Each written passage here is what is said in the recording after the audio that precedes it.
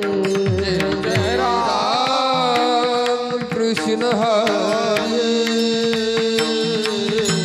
जय जय राम कृष्ण हरे जय जय राम कृष्ण हरे हरि हरि जय जय राम कृष्ण हरि हरि जय जय राम कृष्ण हरि जय जय राम कृष्ण हरि हरि जय जय राम कृष्ण हरि जय जय राम कृष्ण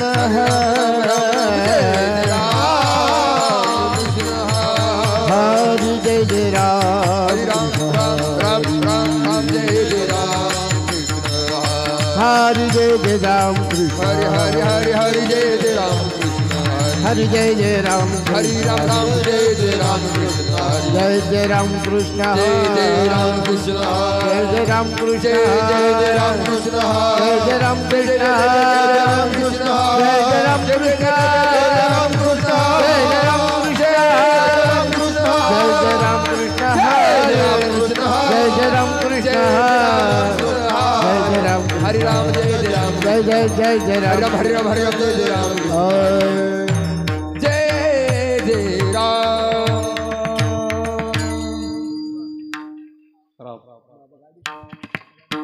आज सुंदर ते ध्यान उभे बिठे बरे ध्यान उभे सुंदर ते ध्यान उभे बिठे बरे ध्यान उभे करकटावरी ठेवोनिया करकटावरी ठेवोनिया करकटावरी ठेवोनिया तुलसी हार गला कास पितांबर तुलसी हार गला कास पितांबर आवड निरंतर हेच ध्यान निरंतर हेच ध्यान आम कर कुंडल तळपते श्रवण तळपते श्रवण मकर कुंडल तळपते श्रवण तळपते श्रवण कंज कसुब मने विराजिता विराजिता कंठ कौसुमने विराजिता तुलसी हार गला कास पितांबर तुलसी हार गला कास पितांबर आवडे निरंतर हेची ध्यान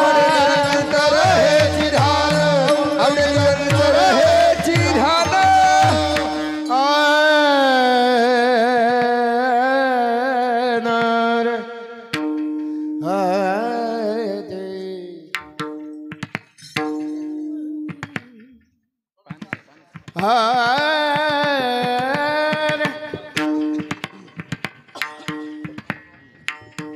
हरे त्याच्या चाटी लावायची बसा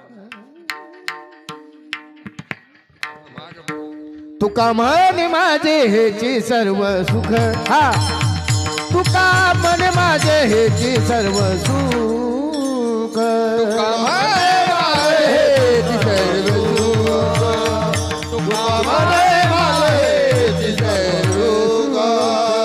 तुका म्हणे माझे हेची सर्व सुख तुका म्हणे माझे हेची सर्व सुख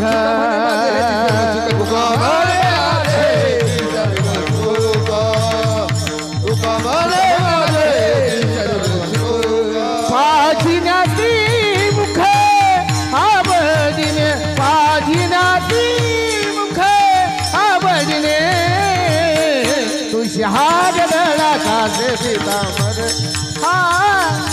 हार गळा कासे पितांबर हार गळा कासे तुका म्हणे माझे हेची सर्व सुख तुका म्हणे माझे हेची सर्व सुख सर्व सुख तुका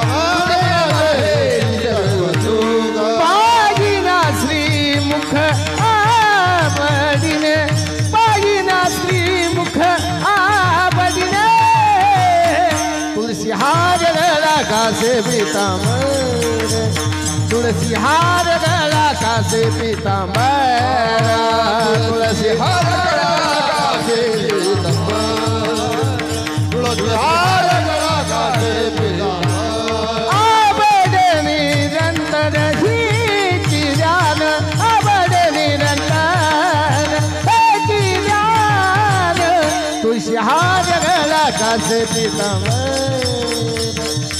हार गळा कासे पीतांबर तुलसी हार गळा कासे पीतांबर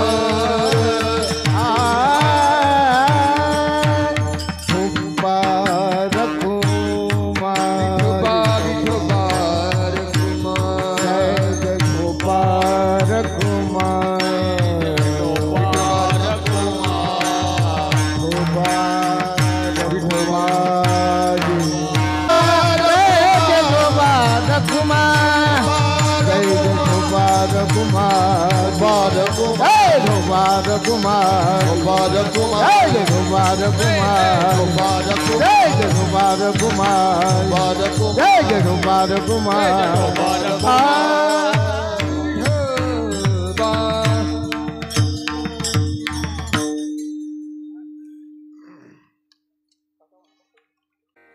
जय जय राम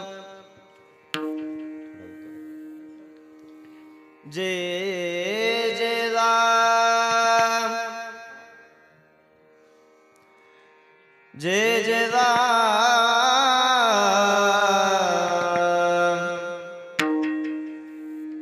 जय हरे हरे हरे जय जय राम हरि जय राम कृष्ण हरि जय जय राम कृष्ण हरि जय जय राम कृष्ण जय जय राम कृष्ण हरि जय जय राम कृष्ण हरि जय जय राम कृष्ण हरि जय जय राम कृष्ण हरि जय जय राम कृष्ण जय जय राम कृष्ण हरि जय जय राम कृष्ण हरि जय जय हरि राम हरि जय जय राम कृष्ण हरि जय जय राम हरि जय जय राम कृष्ण हरि जय जय राम जय जय राम हरि जय जय राम जय जय राम हरि जय जय हरि जय जय राम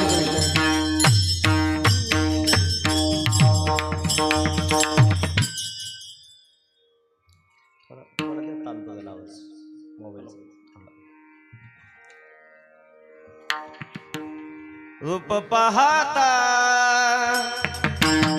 लोचनी रूप पाहता लोचनी रूप पाहता लोचनी रूप पाहता लोचनी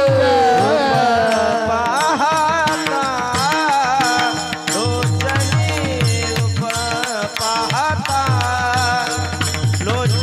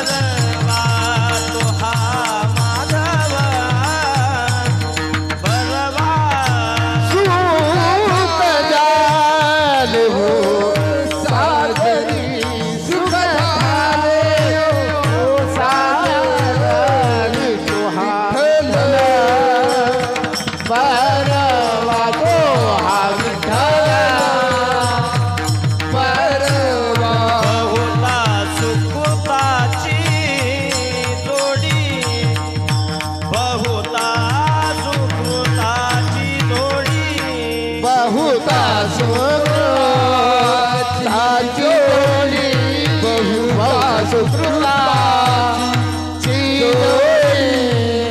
मनोनी विठ्ठली आवडी मनोनी विठ्ठली आवडी विठ्ठल बरवा तो हा माधव बरवा म्हणून विठ्ठली आवडी म्हणून विठ्ठली आवडी तो हा विठ्ठल बरवा तो हा माधव माधव हा सर्व सुखाचे आघर हा परखुमा देवीवर तो हा विठ्ठल बलवा तो हा माधव बलवा सर्व सुखाचे आगर बापद कुमार वीर तो हा विठ्ठल बरवा तो हा माधव बरवा जय राम जय राम हरे जय राम हरे राम जय राम जय जय जय जय जय जय जय जय राम हरे जय जय राम जय जय राम हरे जय जय राम कृष्ण हरे जय जय राम कृष्ण हरे जय जय राम जय जय राम कृष्ण हरे जय जय राम हरे जय जय राम कृष्ण हरे जय जय राम जय राम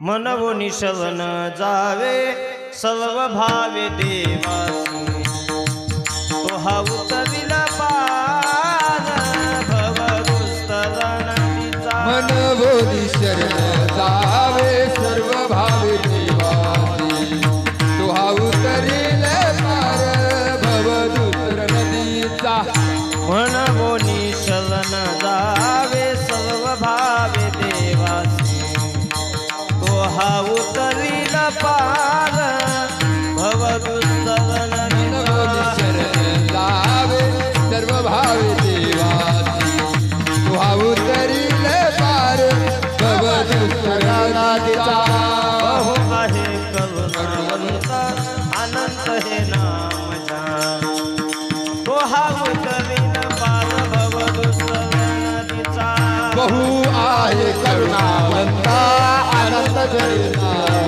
ज्या तो हा उतरीला पार भवदुस्तरणीचा कामने साक्षी आले मने साक्षी आहे कामने साक्षी आले मने साक्षी आहे कामने साक्षी आले रवी गेले प्रकट तो हा उतरील पार भवदुस्तरणीचा तुका मने साक्षी आहे तरी केली प्रकट तो हा उतरील पार भवदुतर नदीला ताळी वाजवा विठोबा रखुमाई जय विठोबा रखुमाई जय जय विठोबा रखुमाई विठोबा रखुमाई विठोबा रखुमाई विठोबा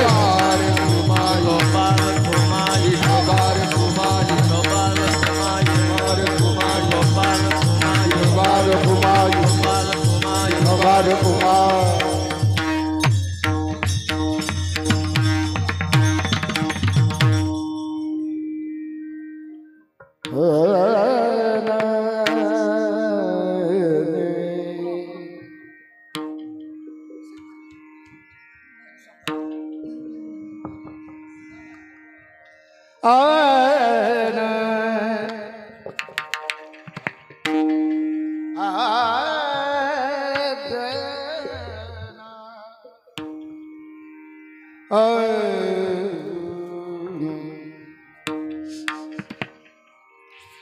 मनोनी शरण जावी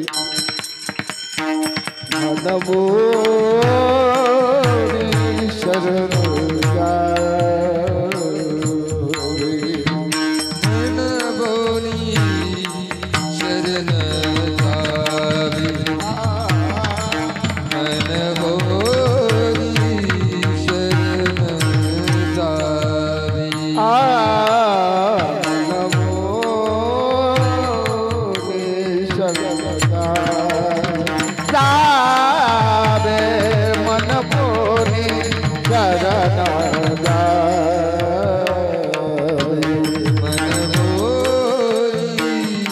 शरण जावे मन बोली शरण जावे सर्व भावे पासी सर्व भावे देवासी तुहारी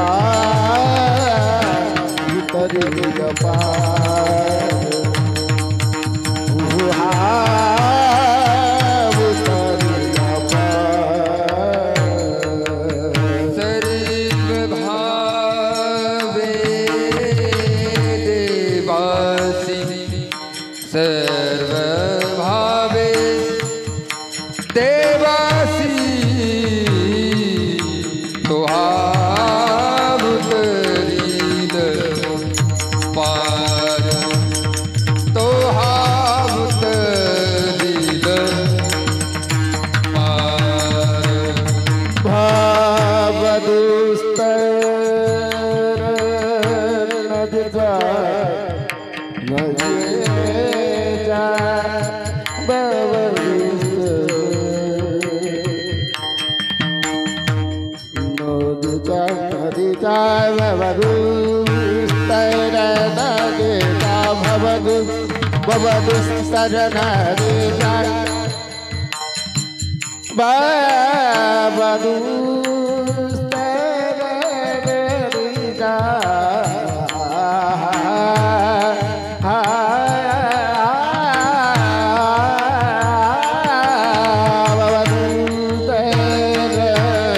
नदिजा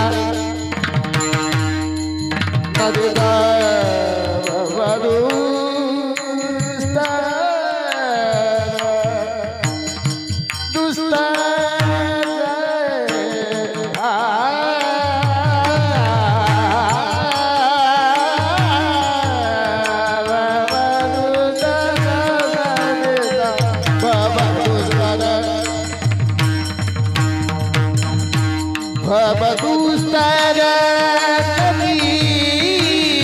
नदिजा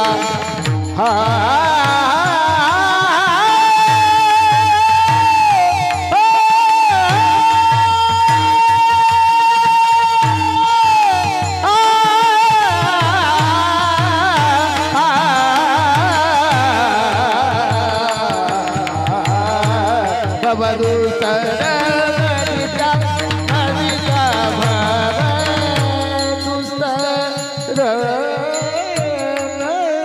नदिजा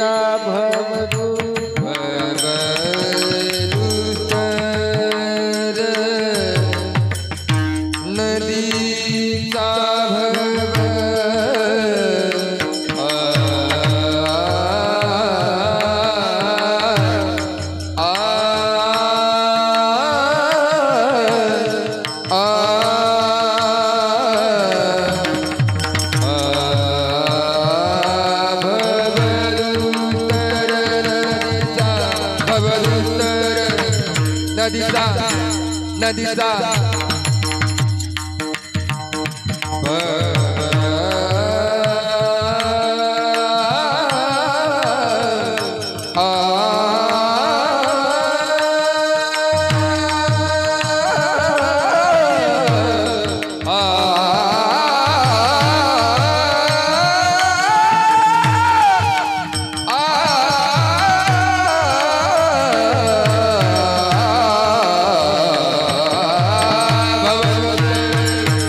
नदिसा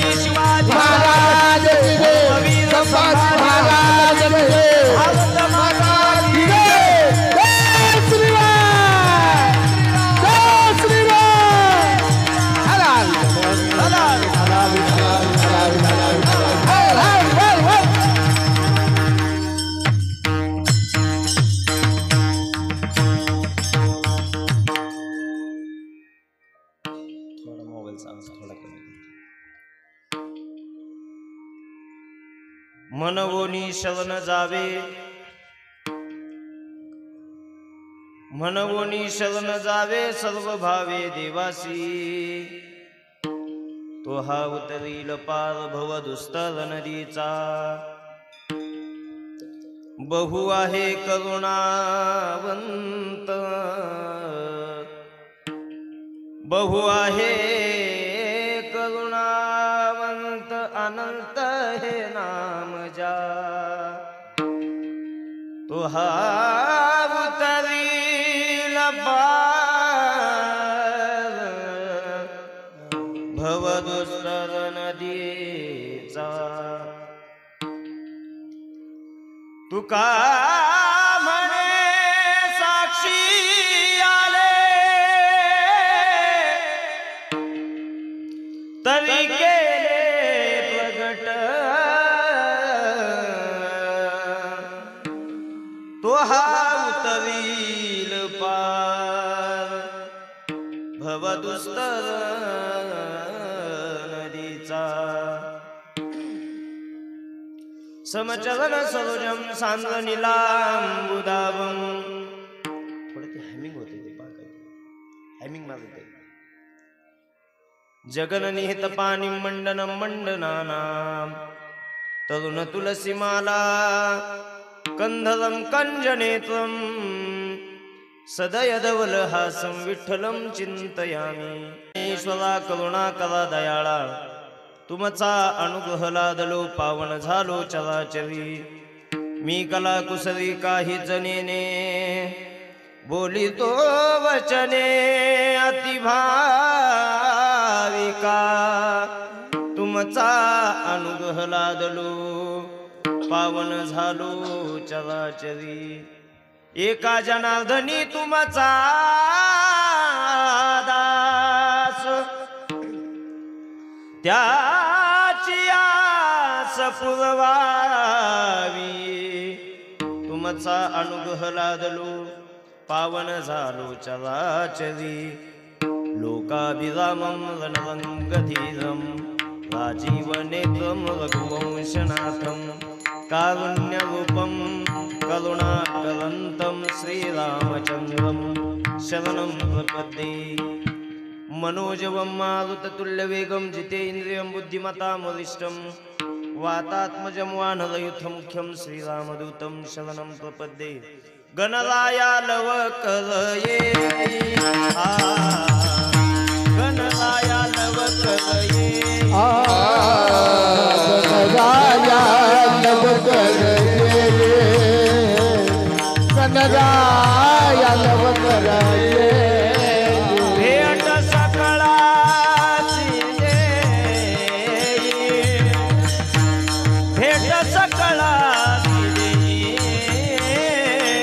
नाचत आले गणपती गणपती पायी घागऱ्या वाजती भेटी सकळासी दे, भेटी सकळासी दे.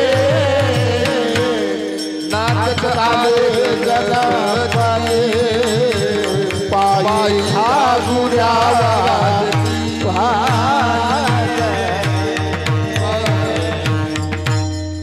गणराया लवकर येई भेट सकळाची देई नाचत आले गणपती पायी घागऱ्या वाजती ब्रह्मानंदं परमसुखदं केवलं ज्ञानमूर्तिं द्वंद्वातीतं गगनसदृशं तत्त्वमस्यादिलक्षणम् एकं नित्यं विमलमचलं सर्वधी साक्षीभूतं भावातीतं त्रिगुणरहितं सद्गुरुं तं नमामि जयांचे किलिया स्मरण होय सकल विद्यांच्यादिकवन तेची वंदू श्रीचरण श्रीगुरूंचे ते नमस्कारोनी आता म्हणून शरण जावे सर्व भावे देवासी तो हा उतरील पार भवदुस्तर नदीचा प्रस्तुत सेवेसाठी निवडलेला अभंग महान भगवत भक्त देहू निवासी संप्रदायाच्या कलशस्थानी असणारे जगतवंदनीय श्री तुकोबाराय यांचा अत्यंत महत्वाचा उत्कृष्ट अनेक जणांच्या माहितीतला आणि देवाला शरण का जावा आणि कसं जावं याचं दिग्दर्शन करणारा अभंग विठाला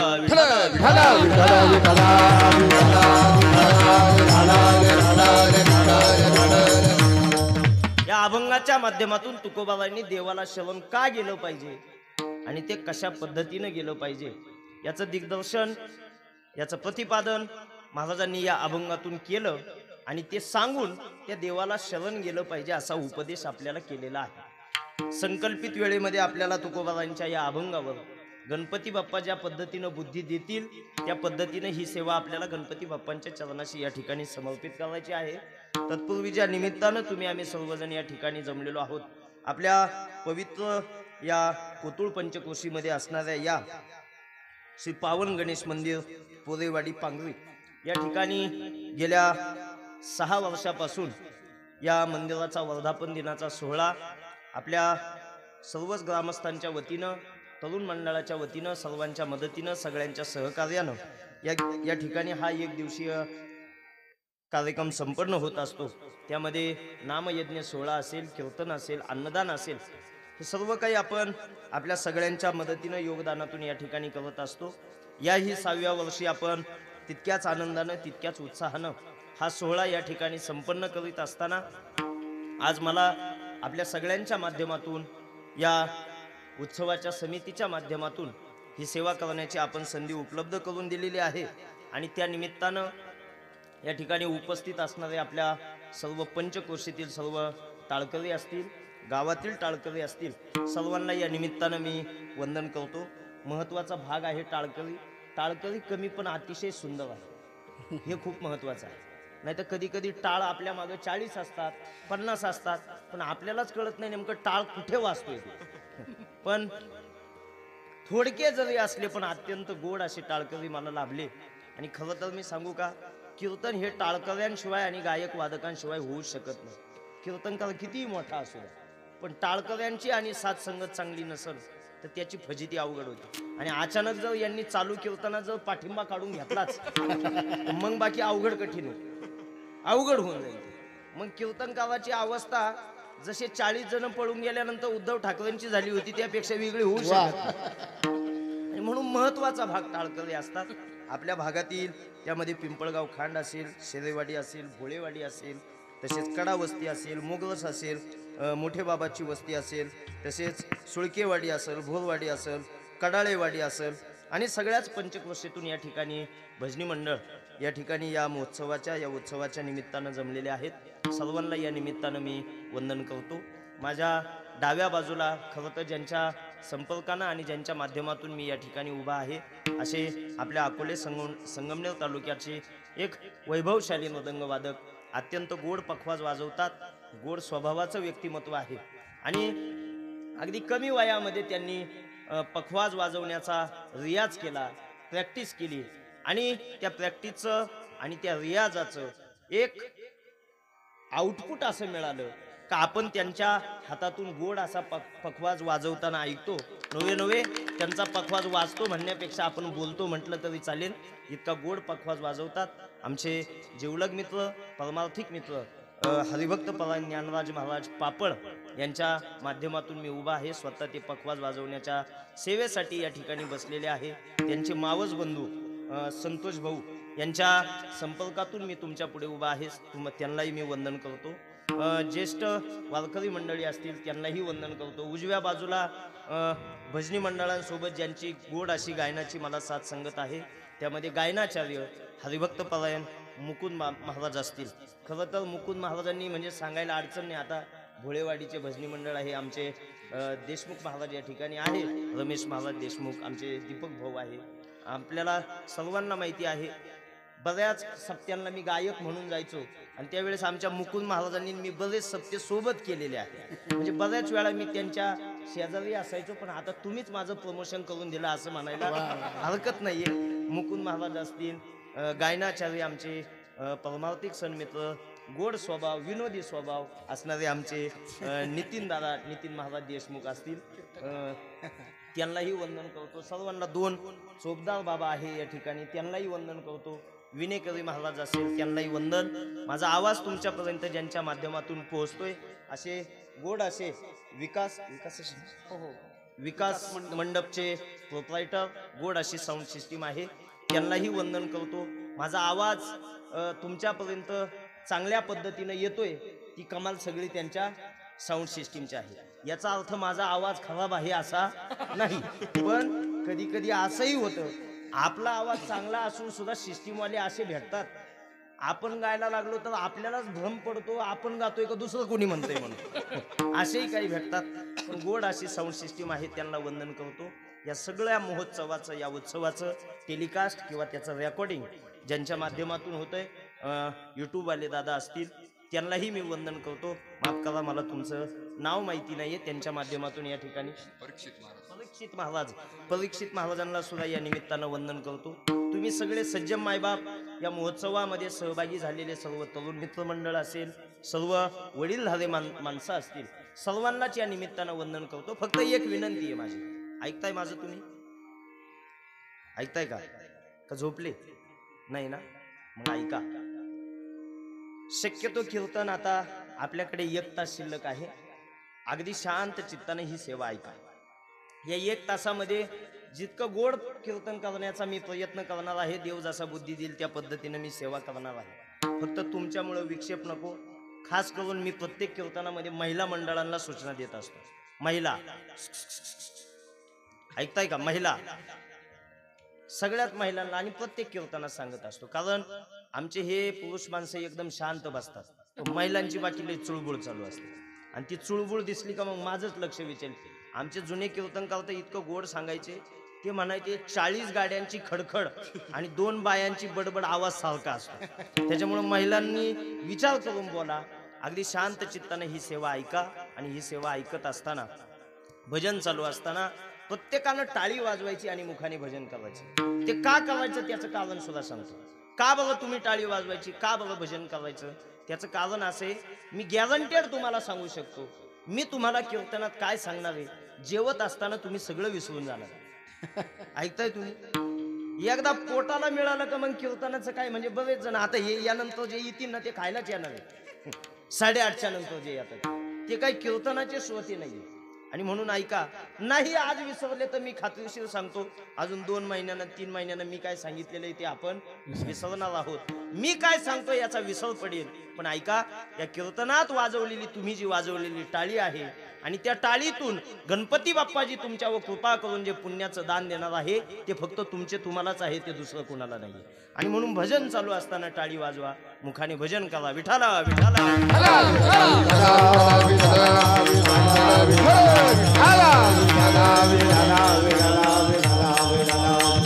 गणपती बाप्पांच्या या मंदिराच्या वर्धापन दिनाच्या निमित्तानं आम्ही सर्व जमलेलो आहोत. खरं तर आपल्या हिंदू धर्माची जी नियमावली आहे ती नियमावली शंकराचार्यांनी बनवलेली आहे. शंकराचार्यांनी जी नियमावली बनवली त्या नियमावलीमध्ये 5 देवांना विशेष स्थान देण्यात आलं.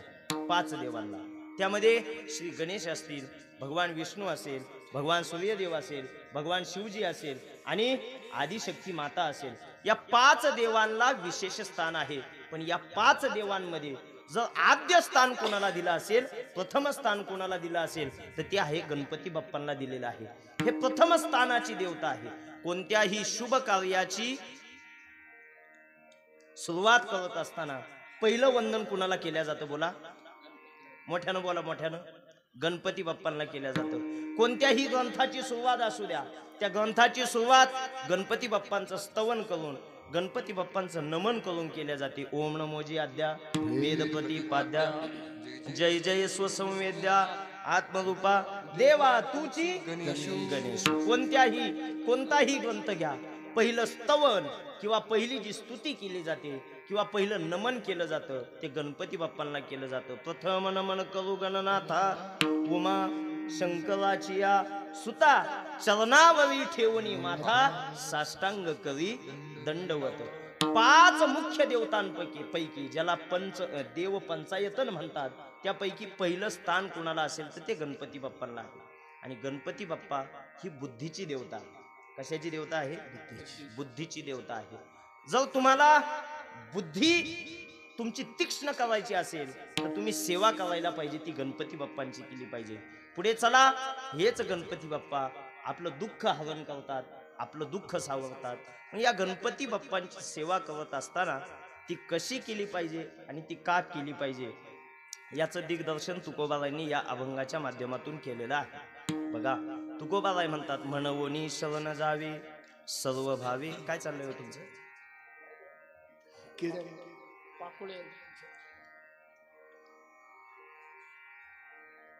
विठ्ठल विठ्ठल विठ्ठल विठ्ठल विठ्ठल विठ्ठल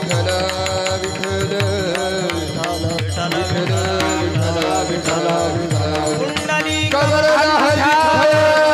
ज्ञानदेव भगवानचे अभंगाची सुरुवात होते मनवोनी या शब्दाने. मनवोनी हा शब्द वापरण्यासाठी काहीतरी घटना असावी लागते, काहीतरी कारण असावं लागतं. जर कारण असेल तरच त्यावेळेस आपण मनवोनी शब्द वापरतो. आपल्या ग्रामीण भाषेमध्ये लोक त्याला म्हणून म्हणतात. काय म्हणतात? म्हणून. एखादा अचानक पाहुणा तुमच्या गावात दिसला, कधीही न पाहिलेला पाहुणा तुम्हाला दिसला तर तुम्ही विचारता का हो आमच्या गावचे दिसत नाही? नाही, तुमच्या गावचे नाहीच. मग आमच्या गावात कसे? आणि मग तो कारण सांगतो. त्याचं काय कारण सांगतो? तुमच्या गावात कारण येण्याचं कारण असं आहे का आमचा एक पुतण्या आहे, त्याचं लग्न जमवायचं आहे आणि त्याला जी मुलगी पाहिजे ती तुमच्या गावातली आहे, म्हणून तुमच्या गावात उभा आहे. म्हणून शब्द का आला? त्याच्या मागे काय आहे? एक कारण आहे, एक घटना आहे. तसं तुकोबाबा या ठिकाणी म्हणतात मनवोनी शरण जावे. खरं तर ते कारण या अभंगात कुठंच पाहायला भेटत नाही. दुसऱ्या चरणामध्ये अल्पसं भेटतं. दुसऱ्या चरणामध्ये महाराज काय सांगतात? तो शरण गेल्यानंतर आपल्यासाठी काय काम करतो तर तो हा उतरील पार भवदुस्तर नदीचा.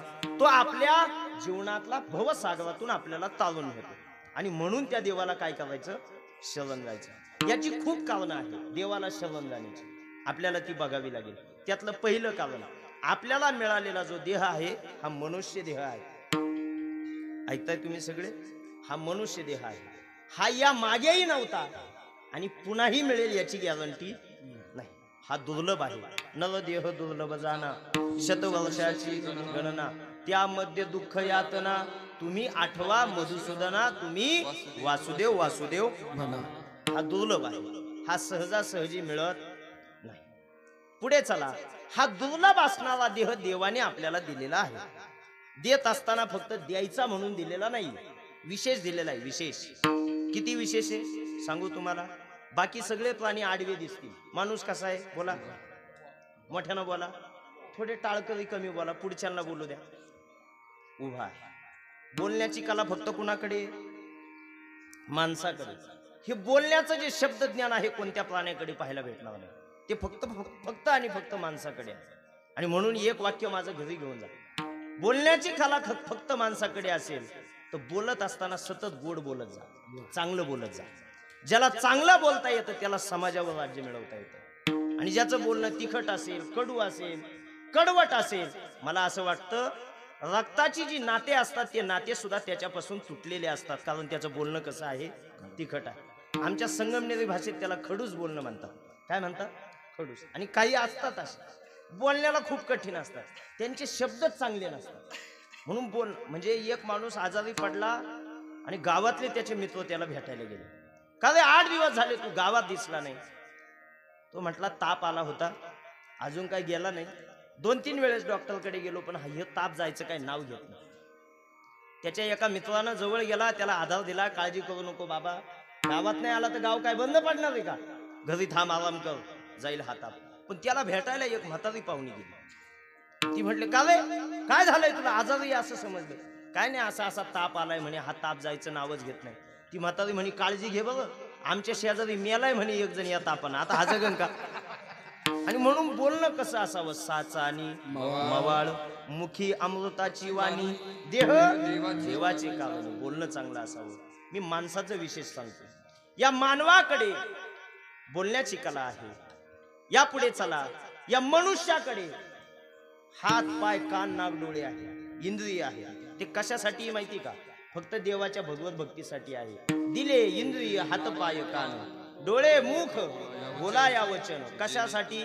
जेने तू जोडसी नारायण, देव जोडण्यासाठी हे दिलेले. नाशे जीवपण भवरोग, भवरोग म्हणजे हे संसारिक दुःख, हे टाळायचं असेल, हे कमी करायचं असेल तर देवानं तुम्हाला उपकरणं दिलेली आहेत, तुम्हाला काही इंद्रिय दिलेली आहेत. पुढे चला, या मनुष्याकडे काय विशेष आहे? आपल्या देशाची लोकसंख्या 140 कोटीपेक्षा जास्त आहे. पण तुमच्यासारखा दिसणारा सेम टू सेम माणूस तुम्हाला आजपर्यंत भेटला का सांगा मला? दिसतो? भेटतच नाही. का भेटत नाही माहिती का? नाहीच. देवानं इतके वेगवेगळे माणसं बनवले, इतके वेगवेगळे, त्याच्यासारखा कलाकारच नाही या जगामध्ये. प्रत्येकाची उंची कुणाची जास्त आहे, कुणाची कमी आहे, कुणी दिसायला काळा आहे, कुणी गोर आहे. या पुढे चला, कुणाचे डोळे मोठे, कुणाचे छोटे, काही उगत तब्येतीनं अगरबत्ती छापे, काही इतके सुटले. पुण्याच्या स्टँडवर 2 जण बसमधून खाली आले आणि हातात हात द्यायला गेले, पण इतक्या ढिरी सुटलेल्या होत्या, ढिरीला ढेर लागली पण हाताला हात लागलाच नाही. आता काहींना आज समजेल, ज्यांना समजणार नाही ना त्यांनी खायचं निवांत घरी जाऊन झोपायचं, बाकी टेन्शन घ्यायचं. देवानं वेगवेगळे बनवले हे माणसं. माझी भाषा नाहीये, कबीरदासांची भाषा. गाडी तेरी रंग बेरंगी, गाड़ी तेरी रंग बेरंगी, बैल तेरे गुलजार, बैल तेरे गुलजार.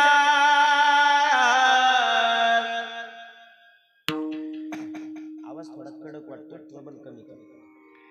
बैल तेरे गुलजार भैया रे.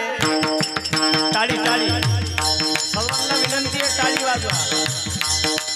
भैया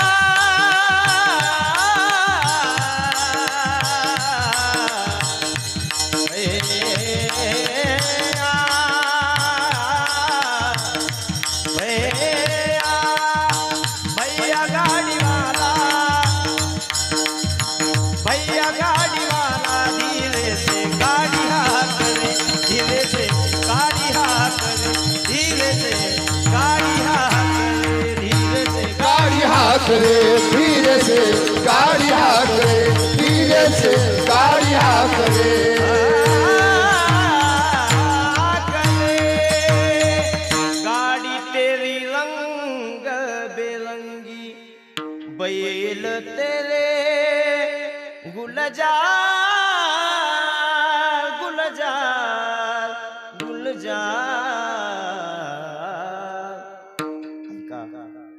देवाने हे सगळं बनवत असताना खूप काळजीनं बनवलेलं आहे हा मनुष्य देह, आणि तो आपल्याला मिळालेला आहे.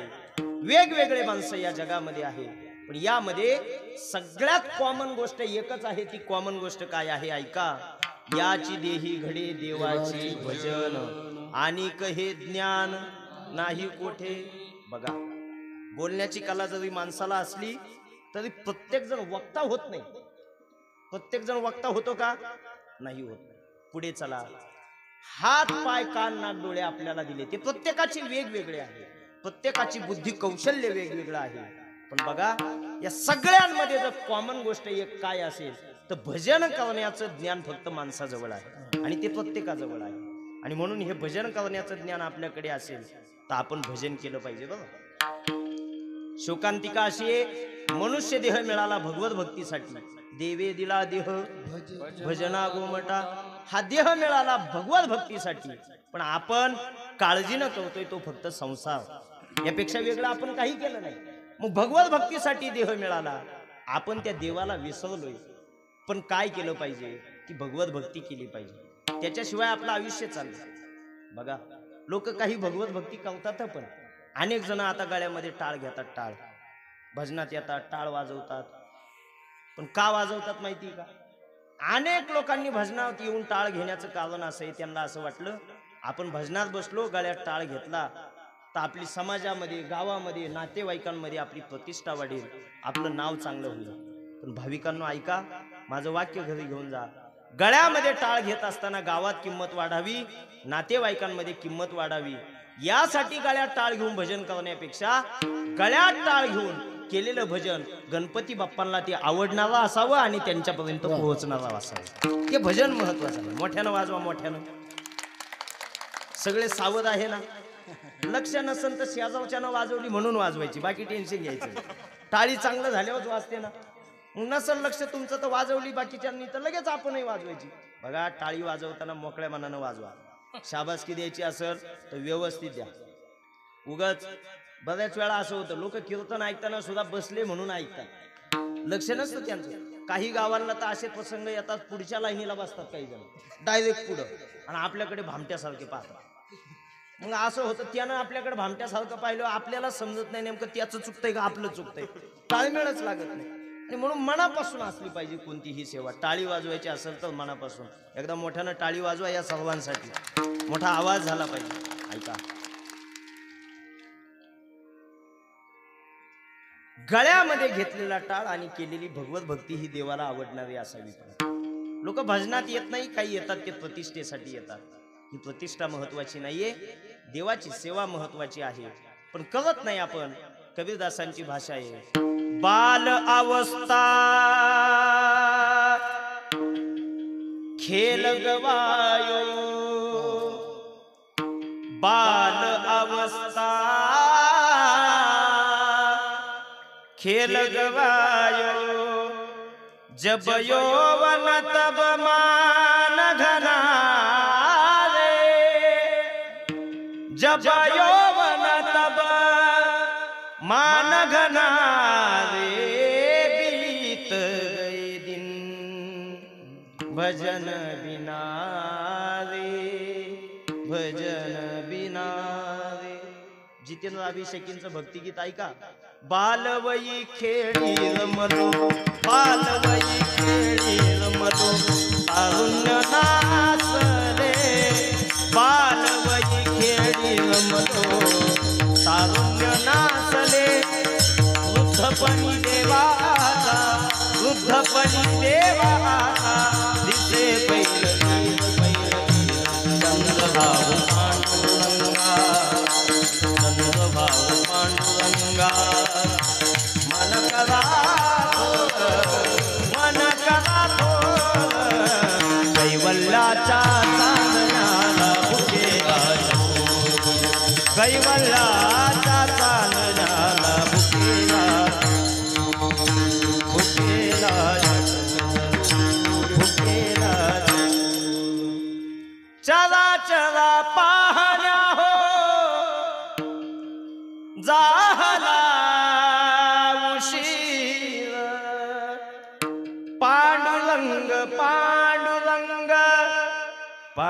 पांडुरंग पांडुरंग मन कला थोर कैवल्याच्या चांदण्याला भुकेला चकोर कैवल्याच्या चांदण्याला भुकेला चकोर. ऐका, बाल अवस्था आपली खेळण्यात चालली, तारुण्य अवस्था नाव कमवण्यात चालली आणि लोक म्हातारपणी जागे होतात भगवत भक्तीला. म्हणून बघा दिंड्यांमध्ये सगळे म्हातारेच दिसतील तुम्हाला. आमच्या वयातले दिसत नाही त्याच्यामध्ये. आता निवृत्तीनाथांचा सोहळा झाला, त्याच्यामध्ये 100 लोकांची दिंडी असली का त्याच्यात 90-90चेच बाकीचे 10 मग आमच्या वयाचे. अशी परिस्थिती आहे. म्हणून ऐका, योग्य वेळेत तरुणा भाग्यवंत नटे हरी कीर्तनात. तोच भाग्यवान तरुण आहे जो कीर्तनामध्ये भजनामध्ये दंग होतो. मिळालेला हा मनुष्य देह देवाच्या भक्तीसाठी आहे. देवाची भक्ती करण्यासाठी आपल्याजवळ ज्ञान आहे. आणि म्हणून तुकोबाराय निवडलेल्या अभंगाच्या पहिल्या चरणामध्ये सांगतात, हा मनुष्य देह पुन्हा भेटणाराही नाही, मागेही नव्हता. भगवत भक्तीसाठी अत्यंत सुलभ असणारा देह आपल्याला प्राप्त झालाय. आणि म्हणून मनवोनी शरण जावे, मनवोनी शरण जावे, मनवोनी शरण जावे, मनवोनी शरण जावे, मनवोनी शरण जावे,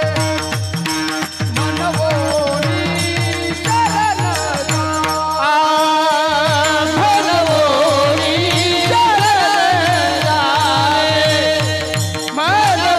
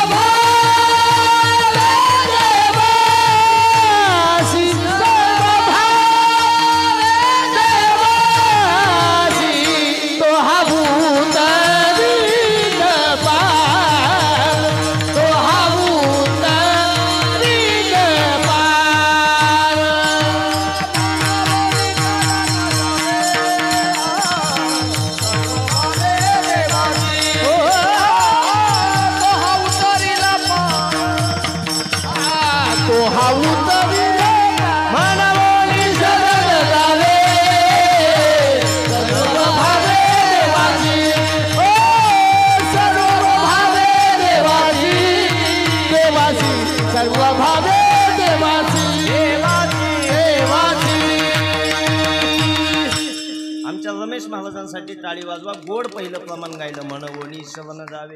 देवाला शवन जायचं, पण कसं जायचं? सर्व भावे देवाशी, सर्व भावानं देवाला शवन जायचं. देवाला शवन जात असताना हा भाव खूप महत्वाचा आहे आणि त्यातल्या त्या सर्व भाव खूप महत्वाचा आहे. सर्व भाव म्हणजे काय? ऐका, कायेनं वाचेनं मनानं शवन जाणं त्याला सर्व भाव म्हणतात. कायेनं त्या देवाला शवन गेलं पाहिजे. देवाची भगवत भक्ती करत असताना आणि देवाचं भजन करत असताना या देहाचा कधीही जास्त विचार करायचा नाही, कधीच करायचा नाही. देह जाऊ अथवा राहू पांडुरंगी. साधू संतांची जी भगवत भक्ती होती ती सर्व भावानं होती.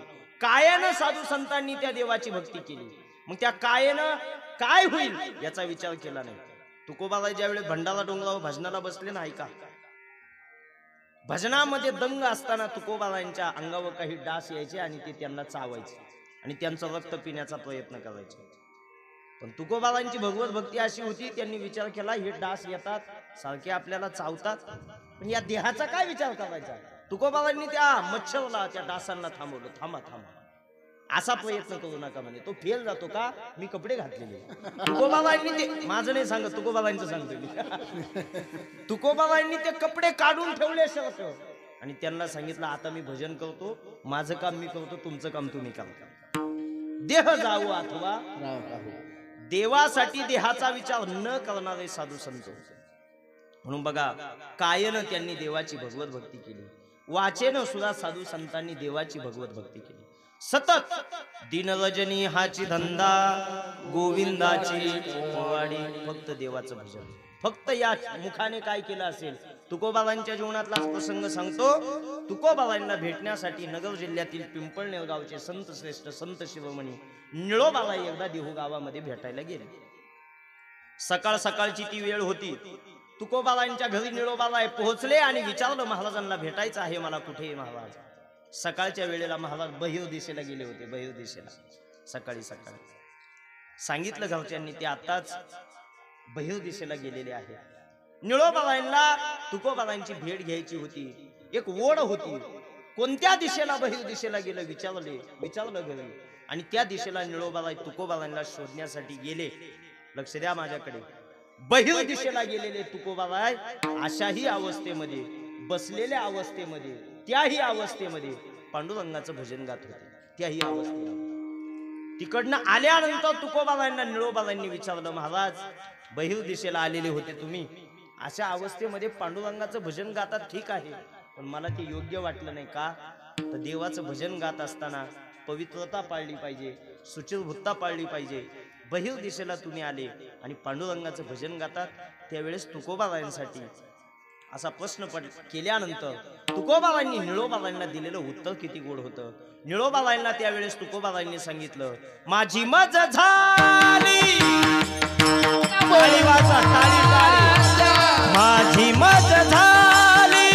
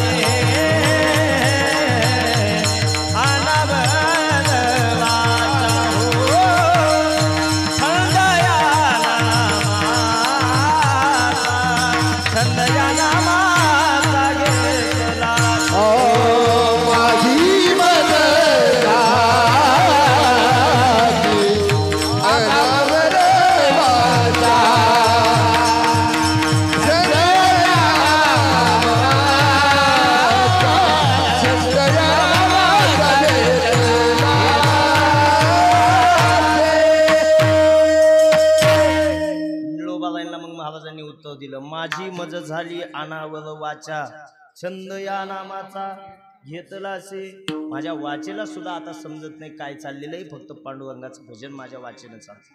कायेनं श्रवण गेले 2 वाचेनं श्रवण गेले आणि 3 मनानं श्रवण गेले. गोविंद गोविंद मना लागलिया छंद मग गोविंद ते काया भेद नाही देवाता. या बघा सर्व भावानं श्रवण जायचं म्हणजे काय वाचन श्रवण जायचं. काया वाचा मनानं जे श्रवण जातात ती खरी भगवत भक्ती आहे. आता आपला भाव असा आहे तुम्हाला सांगतो. आपला भाव म्हणजे त्याला कोणत्या शब्दामध्ये मांडायचे अशी तर आपली श्रद्धा आहे तुम्हाला सांगतो. पण देवाकडे जात असताना माझं वाक्य लक्षात ठेवा. देव तुम्ही किती मोठा गंध लावला आणि किती मोठी तुळशीची माळ घातली हे कधीच पाहणार नाही. कधीच पाहणार नाही. मग तो काय पाहतो अंतरीची घेतो गोडी पाहे जोडी भावाची भावाची देव सोयला सोयला देव सोयला सोयला अंतरीची घेतो गोडी. तो आतलं पाहतो आतलं. भगवान श्रीकृष्णांच्या जीवनातला प्रसंग आपल्याला माहिती आहे. भगवान श्रीकृष्णांचा जन्म झाल्या झाल्या त्या देवाला मारण्यासाठी त्या कंसानं अनेक लोक पाठवले. पुतना गेली, आघासूर गेला, त्यामध्ये एक जण गेला. त्या दैत्याचं नाव होतं महाबळ भट्ट. माहिती ना तुम्हाला? हा माहिती का? तुम्ही नाराज आहे का माझ्यावर काही?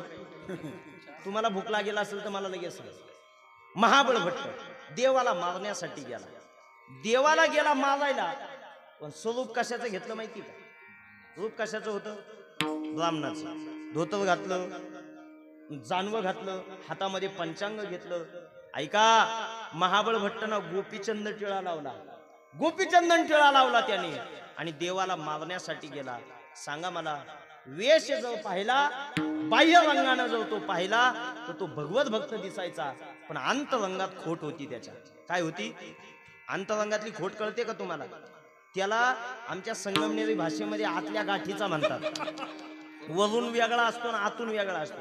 आपल्या जीवनात असे लोक आहे बरं का, काही वरून दिसताना बाकी एकदम गोड बोलतात, त्यांचं बोलणं खूप चांगलं, असं वाटतं हा आपल्या खूप जीवाचा आहे, पण त्यांच्या सपाट्यात आपण सापडलो ना, योग्य वेळ आले होतो आपला करेक्ट कार्यक्रम करीत असतात. याला आतल्या गाठीचे म्हणतात. आणि माझं सांगणं आहे कीर्तनातून तुम्हाला, बघा, आपल्या जवळ माणसं सांभाळत असताना फक्त त्यांचा बाह्य रंग पाहू नका, त्यांचे आतले स्वभाव सुद्धा ओळखून जा.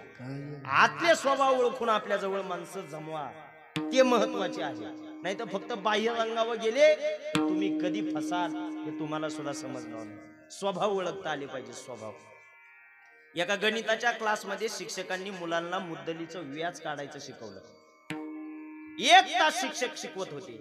1 तासानं सगळ्या मुलांना विचारलं, सांगा मी तुम्हाला आज शिकवलंय एखाद्या मुद्दलीचं व्याज कसं काढायचं, समजलं सगळ्यांना? मुलं म्हटले हो. एकाला उभं केलं, तुला समजलं? म्हणे हो. देऊ गणित, उदाहरण दिलं तर सोडवता आलं पाहिजे, जमेल? तो म्हटला सर का जमणार नाही, समजलंय मला, लगेच मुद्दलीचं व्याज काढून देतो. सांग म्हणे, गणित देतो तुला. तुझ्या बापाला 5,000 रुपये दिले म्हणे, 5 रुपये टक्क्यानं 2 वर्षासाठी. सांग 2 वर्षानं तुझा बाप मला किती पैसे दिले? त्या मुलाने फक्त 1 मिनिट विचार केला आणि सरांना म्हटला, सर 2 वर्षानं माझा बाप तुम्हाला 1 रुपया सुद्धा देणार. त्या मास्तरला राग आला. तो म्हटला, गाढवा, अरे 1 तास शिकवत होतो, समजलं म्हणतोय, अरे मग गणित करून व्यवस्थित सांगायचं ना, 1 रुपया देणार नाही. गणित माहिती का म्हणे तुला? तो म्हणे सर मला गणित माहिती, पण तुम्हाला माझा बापच माहिती नाही म्हणे. त्यानं घेतले ते कुणाचेच घेतले नाही, तुमच्या गणिताला काय काडी लावायची? तो घेतल्यानंतर देत नाही म्हणे कोणाचे. आतलं ओळखता आलं पाहिजे, देव ओळखतो आतलं. महाबळ भट्ट गेला, जात असताना तो साधू ब्राह्मणाच्या वेशात गेला, भगवत भक्त होऊन गेला, पण अंतरंगात खोट होता. त्याचा परिणाम देवाला ते सहन झालं नाही. मग काय केलं देवाने? विटंबिला भट, विटंबिला भट दिला पाठीवरी पाठ, खोटे जाणोनी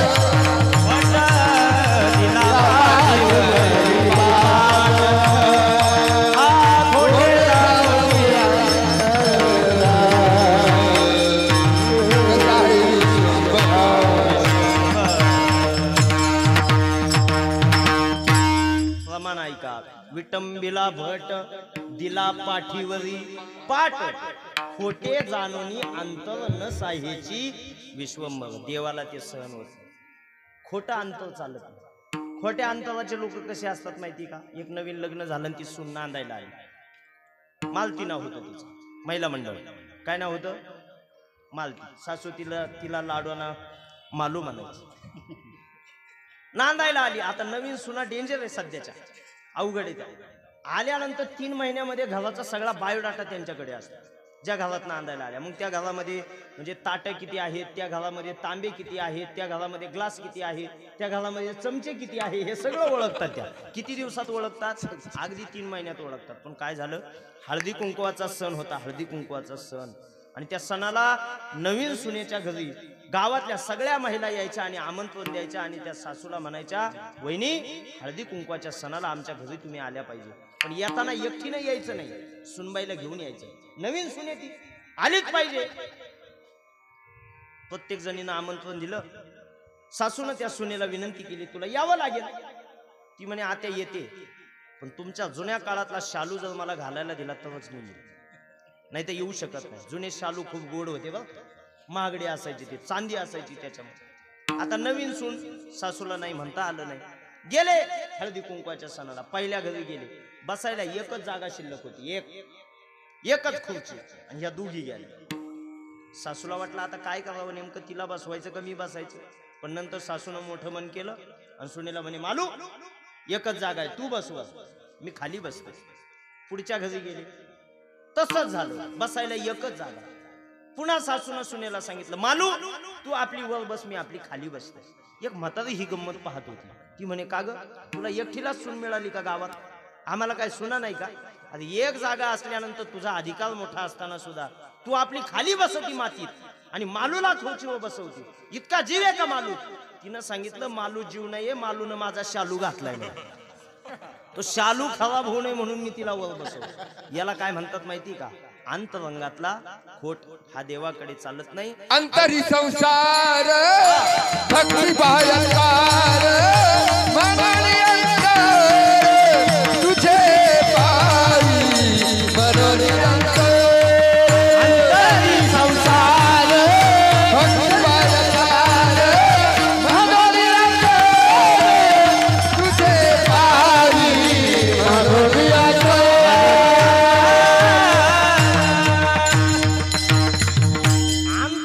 संसारी आणि दाखवताना भगवत भक्ती म्हणून अंतर तुझे पायी. त्यामुळे आपण देवापासून, म्हणून बघा लोक मंदिरात आल्यानंतर देवाबद्दल काहीच मागत नाही.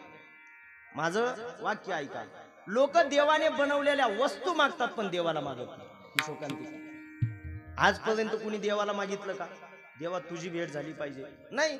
मग काय मागतात, अंतरी संसार.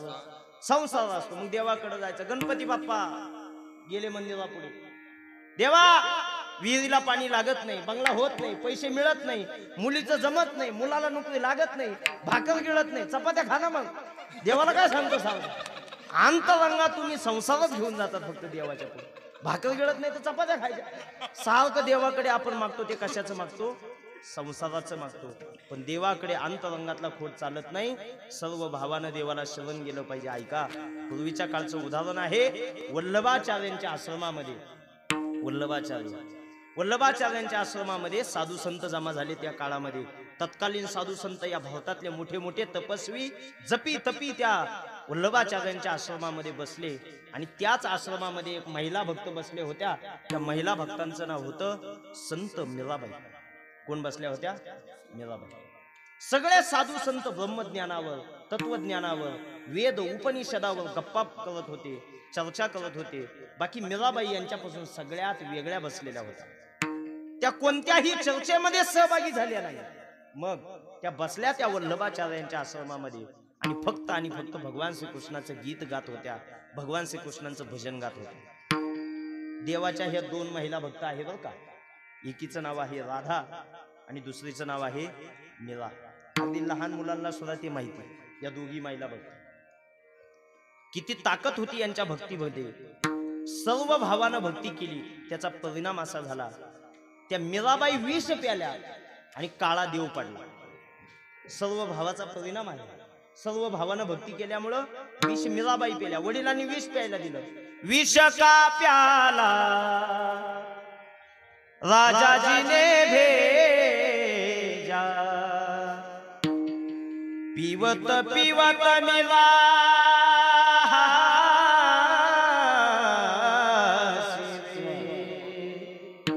पिवत पिवत मिला नाची रे मीरा नाची रे बग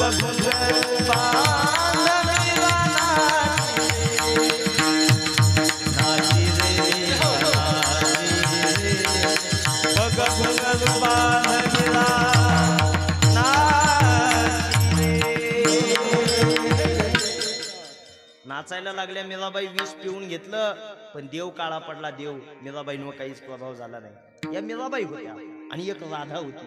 अशी राधेची भक्ती होती. ऐका, लक्ष द्या माझ्याकडे फक्त. आजही गोकुळामध्ये जे जे लोक त्या कृष्णाच्या दर्शनासाठी जातात ना, भगवान श्रीकृष्णाच्या दर्शनासाठी गोकुळात दर्शनाला जातात भगवान श्रीकृष्णांच्या, पण गोकुळात गेल्यानंतर कृष्णाचं नाव कोणीच घेत नाही. गोकुळात गेल्यानंतर सगळेजण राधेचंच नाव घेतात. तिथं राधे राधे म्हणतात. गेलंय कोणी गोकुळात? कोणी गेलंय यापैकी? त्यांना माहिती असेल. तिथे कृष्णाचं नाव नाही घेत. तिथं नाव कोणाचं घेतात? राधेचं घेतात.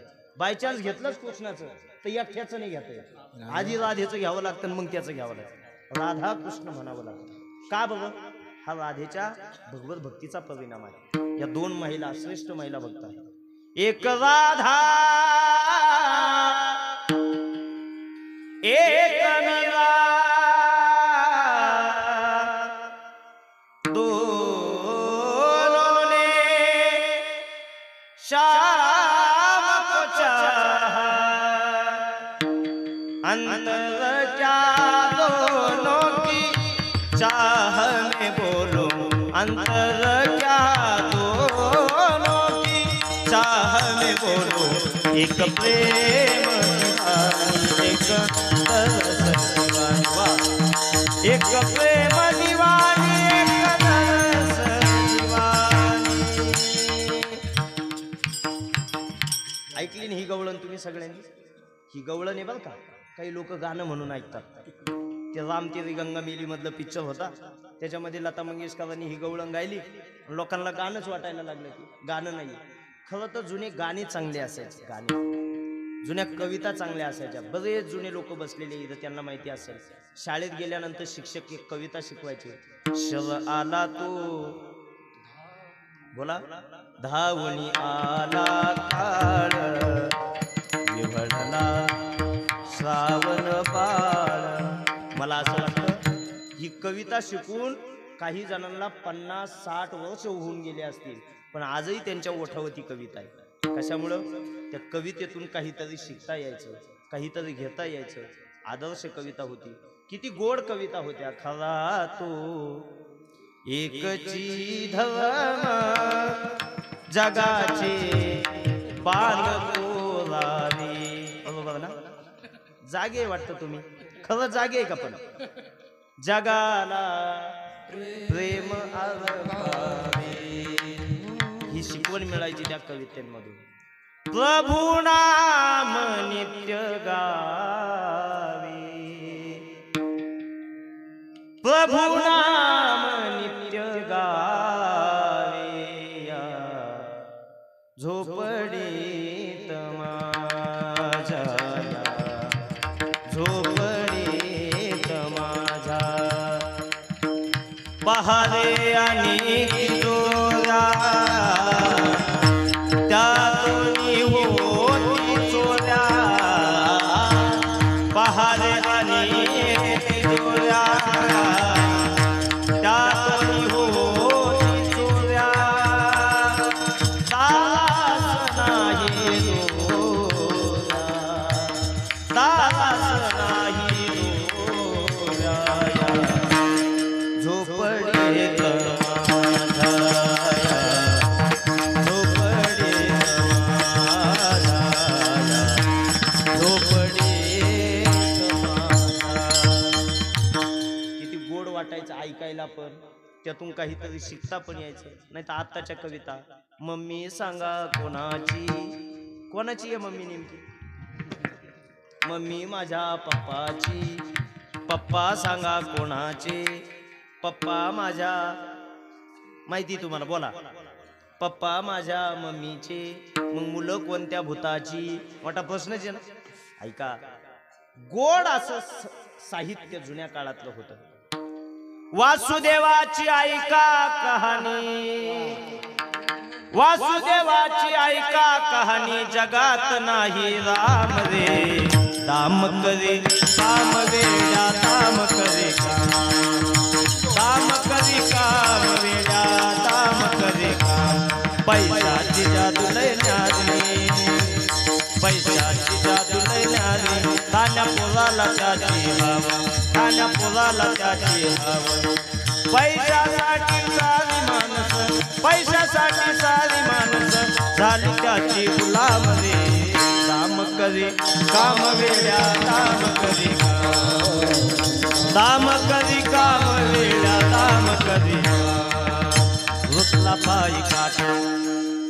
या आडवा नंदाचा कांदा होता जोडीला म्हणून मी आले गोडीला, होता जोडीला म्हणून मी आले गोडीला, असा गोड बोलोने बाई काटा काढला, बाई बाई बाई उचला पायी हाक जरा जो मान हाक, दादा तुझी गाडी उंगराची, गाडी उंगराची दादा गाडी. तुम्हाला सांगू का, हे जुनं जे संगीत सुद्धा होतं ना ते खूप गोड होतं. जुने काही अजूनही गीतं असे आहेत तर ते आपल्या हृदयावर अजूनही राज्य करतात, कारण त्या संगीतामध्ये त्या शब्दांमध्ये ती ताकद होती. सांगायचं काय मला ऐका, पंढरपूरला जर गेले ना तुम्ही कधी, तर त्या ठिकाणी पंढरपूरला गेल्यानंतर आमच्या भीमसेन जोशींनी गायलेले अभंग आणि त्याला जोड प्रल्हाद शिंदेनी गायलेले भक्तिगीतं तिथं जर वाजत नसतील तर आपण पंढरपूरमध्ये आहे याची सुद्धा जाणीव होत नाही. हे त्या संगीतातली ताकद आहे, संगीतातली. विठ्ठला तू वेडा कुंभार फिरत्याचा कावरती देशी मातीला आकाश, विठ्ठला तू वेडा कुंभार, तू वेडा. हे सगळं जुनं होतं. त्यातील मी सांगतो एक गवळण. राधाने, मला जरा म्हणायची सवय बरं का, नाही ते काही बाया म्हणतील हा बोलतो बोलतो मधीच मोठ्यानं येऊळून उठवतो, याला काय होतंय नेमकं. राधाने मधुबन में पूछा, मीरा ने मन में पाया, राधा जी से खो बैठी गोविंदा, मीरा हाथ मिलाया, एक मुरली एक पायल, दोनों हरि नाम से घायल, अंतर का एक प्रेम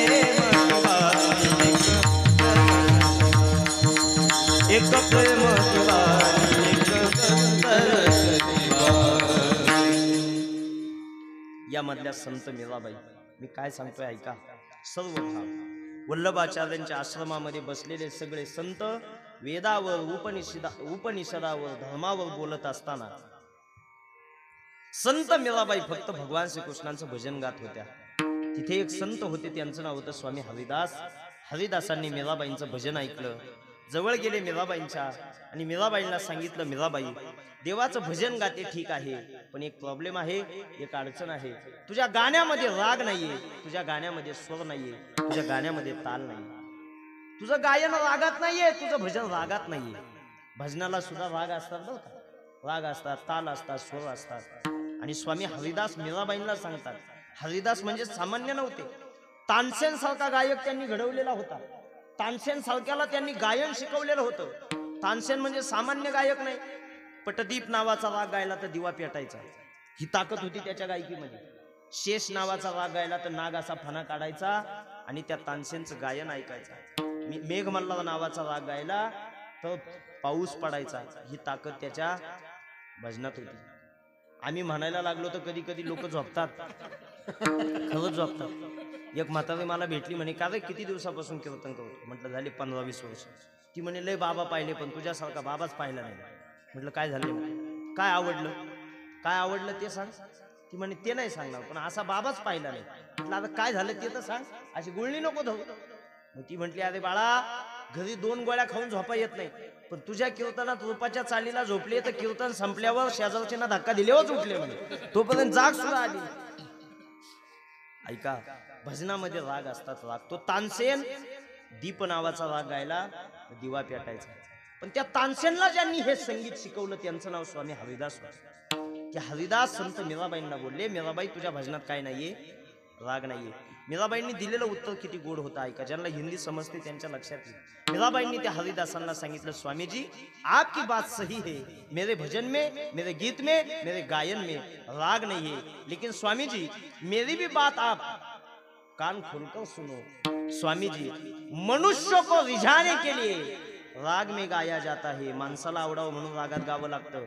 मनुष्य को रिझाने के लिए राग में गाया जाता है, लेकिन परमात्मा को रिझाने के लिए अनुराग में गाया जाता है. देवाला जर आवडावं असं गायचं असेल तर त्यासाठी भाव महत्वाचा आहे, श्रद्धा महत्वाची आहे.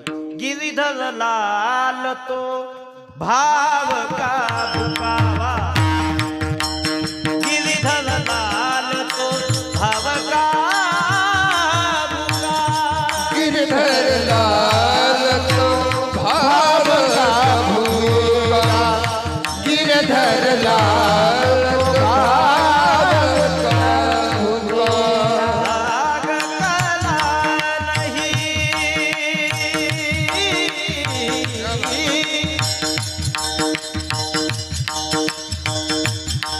टाळी वाजवा सर्वांनी, टाळी वाजवा. राग कला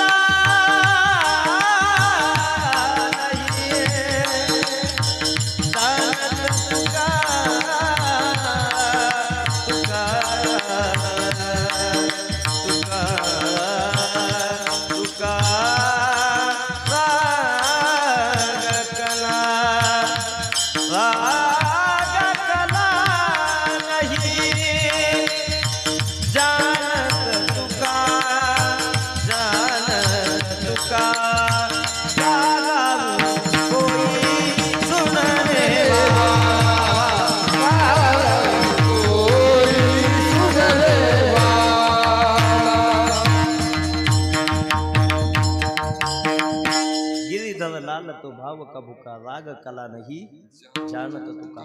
हा भाव ही श्रद्धा असावी लागते. या भावामुळे किंवा या सर्व भावामुळे काय होतं ऐका.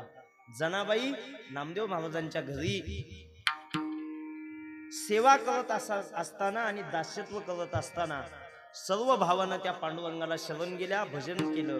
त्याचा परिणाम काय झाला ऐका. याच जनाबाईंना देव हृदयात साठवण्याचं सामर्थ्य तयार करता आलं. हृदय बंदी खाना केला, हृदय बंदी खाना केला. आता विठ्ठला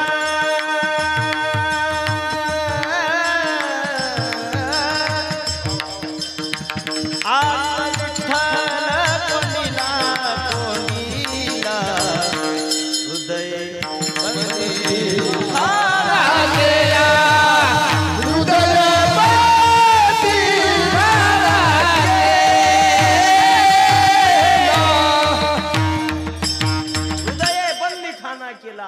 विठ्ठल कोणीला. धरिला पंढरीचा चोर, धरिला पंढरीचा चोर, काळा बांधुनिया काळा बांधुनिया धरिला पंढरीचा चोर, धरिला पंढरीचा चोर, गळा बांधून या गळा बांधून या धरिला पंढरीचा चोर, गळा बांधून या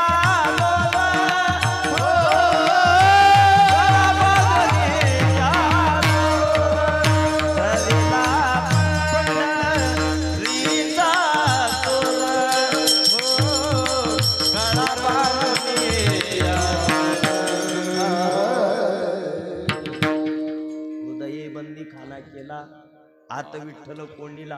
कशामुळे माहिती का? फक्त सर्व भावामुळे. एका कीर्तनात असं सांगितलं, जनाबाईला 14 माणसाची कामं होती तरी देव हृदयात धावला.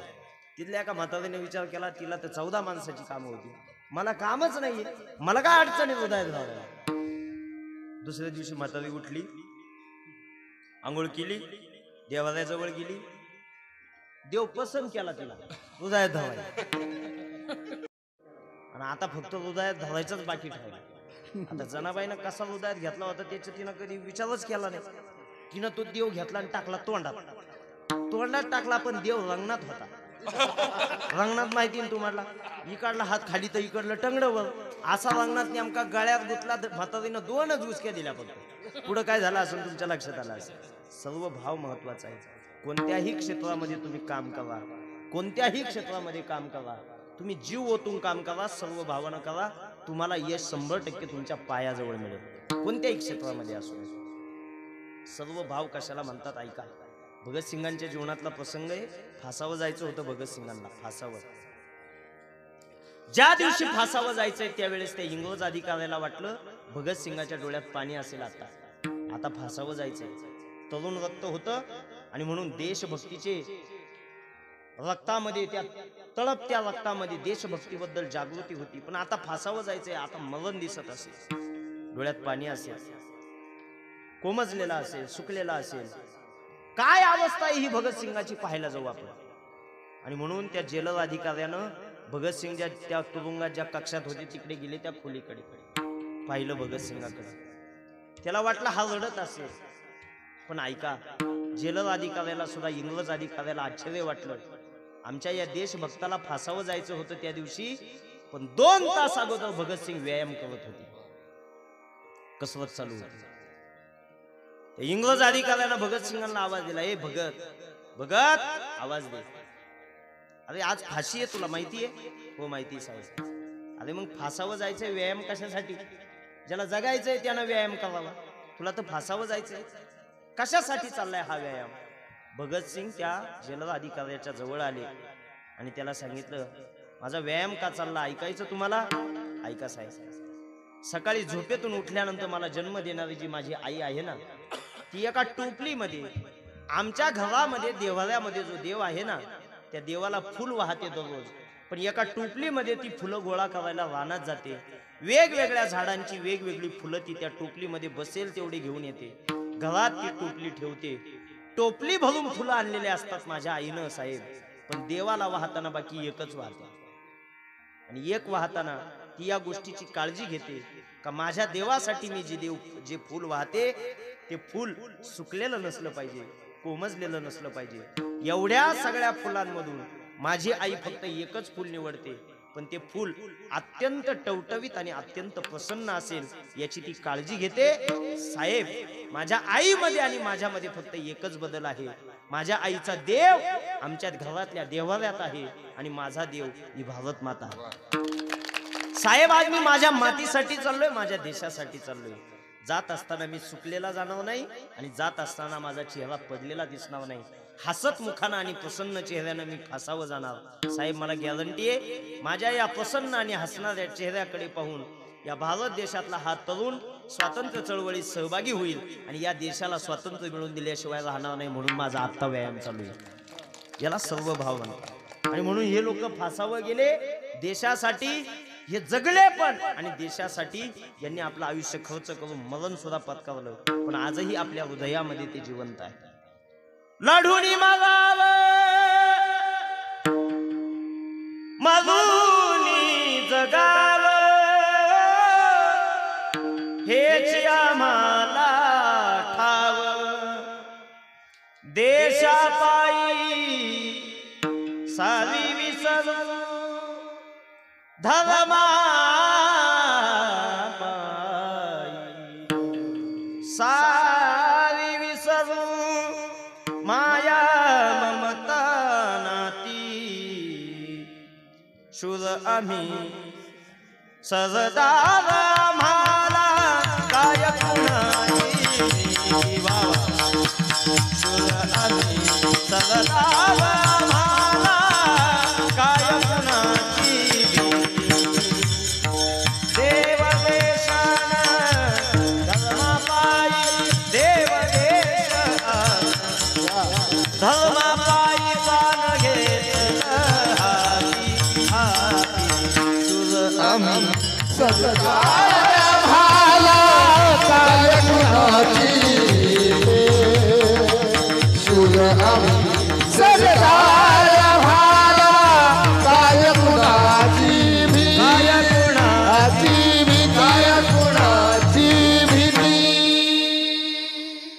सर्व भावानं कोणत्याही क्षेत्रामध्ये सेवा करा, फळ निश्चित आहे. तुकोबाबाई सांगता देवाला सुद्धा शरण जाताना कसं जायचं, सर्व भावे देवाशी. देवाला एकदा आपण सर्व भावानं शरण गेलो तो देव आपल्यासाठी काय करतो, निवडलेल्या अभंगाच्या तो हा उतरील पार हो हो तो हा उतरील पार तो हा उतरील पार हो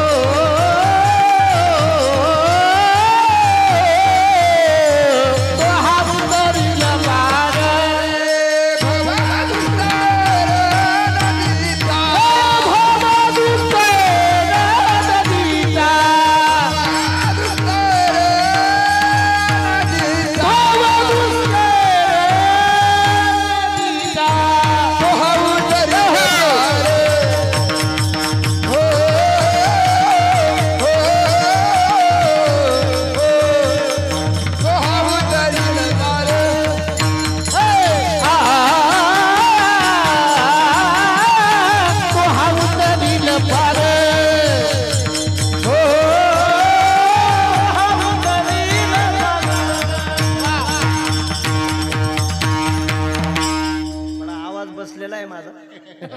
तुम्हाला जोड 3 चाली जोडून दाखवल्या असतात.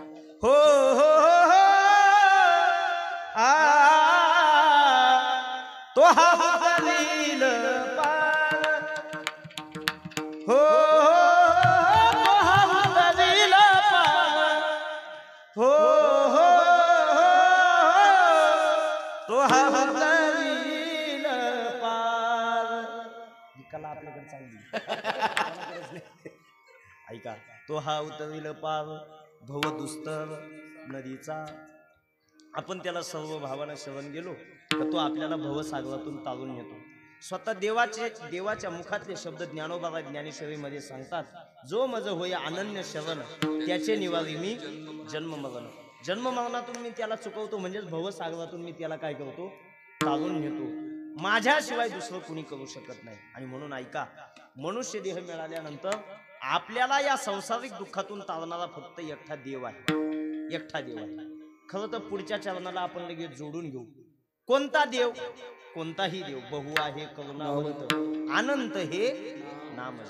तुम्ही त्यांना भगवान गणेश माना, तुम्ही भगवान श्रीकृष्ण म्हणा, भगवान राम म्हणा, भगवान श्री विठोबा म्हणा, कोणताही हे देव एकच आहे. फक्त त्याला नावं काय आहेत, वेगवेगळे आहे. नाही तर स्थान एकच आहे. सगळे भगवान विष्णूचंच हे अवतार आहे. आणि म्हणून ऐका, तो अनंत नावानं ओळखला जातो. पण त्याला कोणत्याही देवाला शरण जा, तो भवसागरातून आपल्याला तारून नेत असतो या दुःखातून. ऐका, खरं सुख जर तुम्हाला मिळवायचं असेल तर ते फक्त देवाच्या जवळ आहे, बाकी कुठे नाही. आणि म्हणून तुम्ही संसाराला महत्व देतात, पण देवाला विसरून जर संसाराला महत्व दिलं तर तुमच्या जीवनामध्ये सुख आणि समाधान कधीच मिळणार नाही. आणि या भवसागरातून तुम्ही कधीच तरून जाऊ शकत नाही, कधीच जाऊ शकत नाही. हा संसार मुळात दुःखाचा आहे. संसार दुःख मूळ चहूकडे हिंगळ, हा दुःखाचा आहे, तो समाधान देऊ शकत नाही. याच्या उलट देवाचे पायच सुखाचे आहे. तुझे पायी सुख सर्व आहे. आणि मग देवाला विसरून जर संसाराची चिंता केली तर समाधान कधीच मिळणार नाही. विसरली तया झाली हानी पचतील खानी 84. देवाला विसरून जर संसारच करीत बसले तर समाधान नाही. या संसारात सगळे दुःखी आहे. राजा दुखिया, प्रजा दुखिया, दुखिया घर बैरागी, जो देखे सो दुखिया बाबा.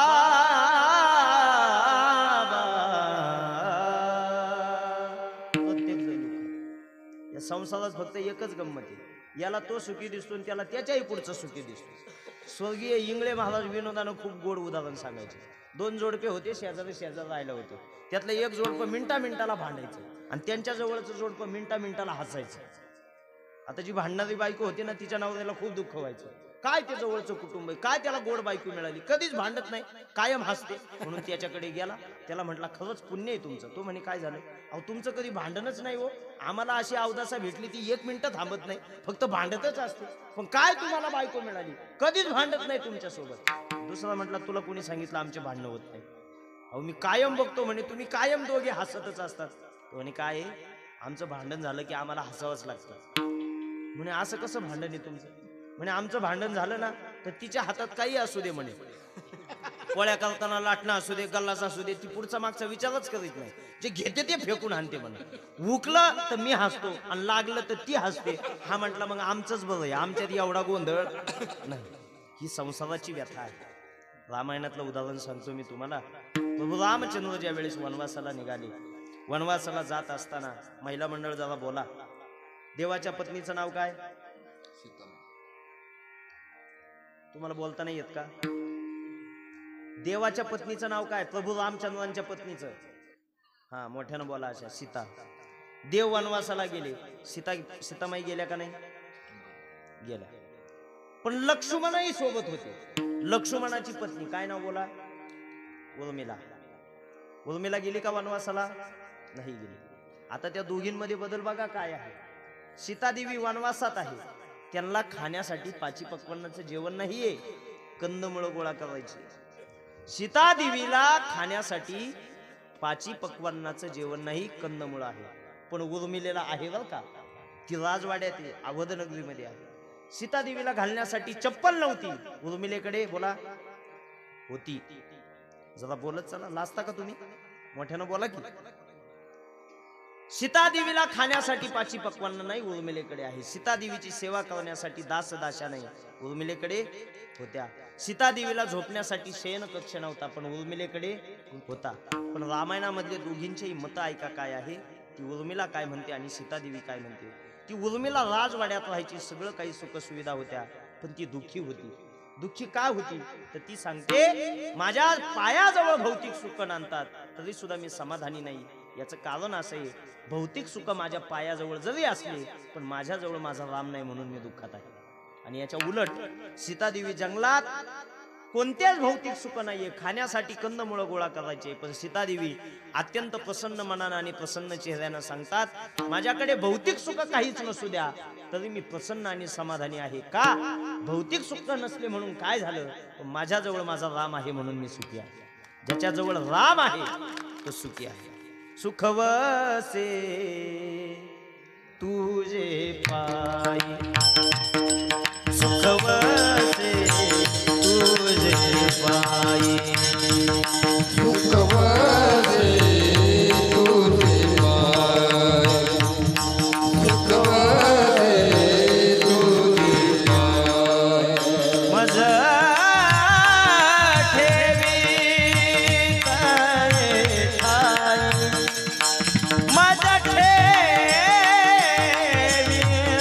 तये ठाई, मज ठेवी तये ठाई, मज ठेवी तये ठाई, मज ठेवी तये ठाई. सुखवसे तुझे ठाई, ओ सुखवसे तुझे पाय.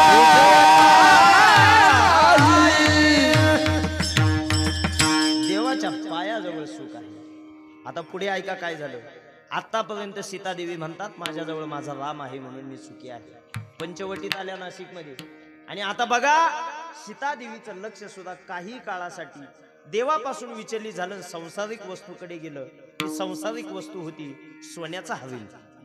सोन्याचं हरण पाहिलं आणि देवाला म्हटली, देवा ते पाहिजे मला. आता देवाचा विसर पडला आणि लक्ष कुठे गेलं? संसारिक वस्तूकडे. परिणाम साधू वेशातला रावण आला, सीतामाईला लंकेत घेऊन गेला. बोला, लंका कशाची होती? सोन्याची. हरण मोठं होतं का लंका मोठी होती? लंका. सगळी लंका सोन. विशेष बरं का, रामायणामधल्या काही प्रसंग ऐकून काही लोक म्हणतात जे देवाला मानत नाही, काय तुमचा देव? तिकडे लंकेला जात असताना रावणाच्या विरोधात लढण्यासाठी माणसं घेऊन जायचे तर वानरं घेऊन गेला. त्या काळात माणसं नव्हती का? पण तो देव आहे. चतुरा तो शिरोमणी त्याला सगळंच समजतं. त्यानं वानर सोडून जर माणसं नेले असते ना आणि या माणसांनी जर तिथं सोन्याची लंका पाहिली असती ना देवासाठी एकही थांबला नसता. एक एक ईड घेऊन मागे निघून आला असता. म्हणून वानर नेले आणि म्हणून चतुरा तो शिरोमणी गुणला वरणाची खाण. चतुरा तो शिरोमणी गुणावरणाची खाणी मुकुट सकळी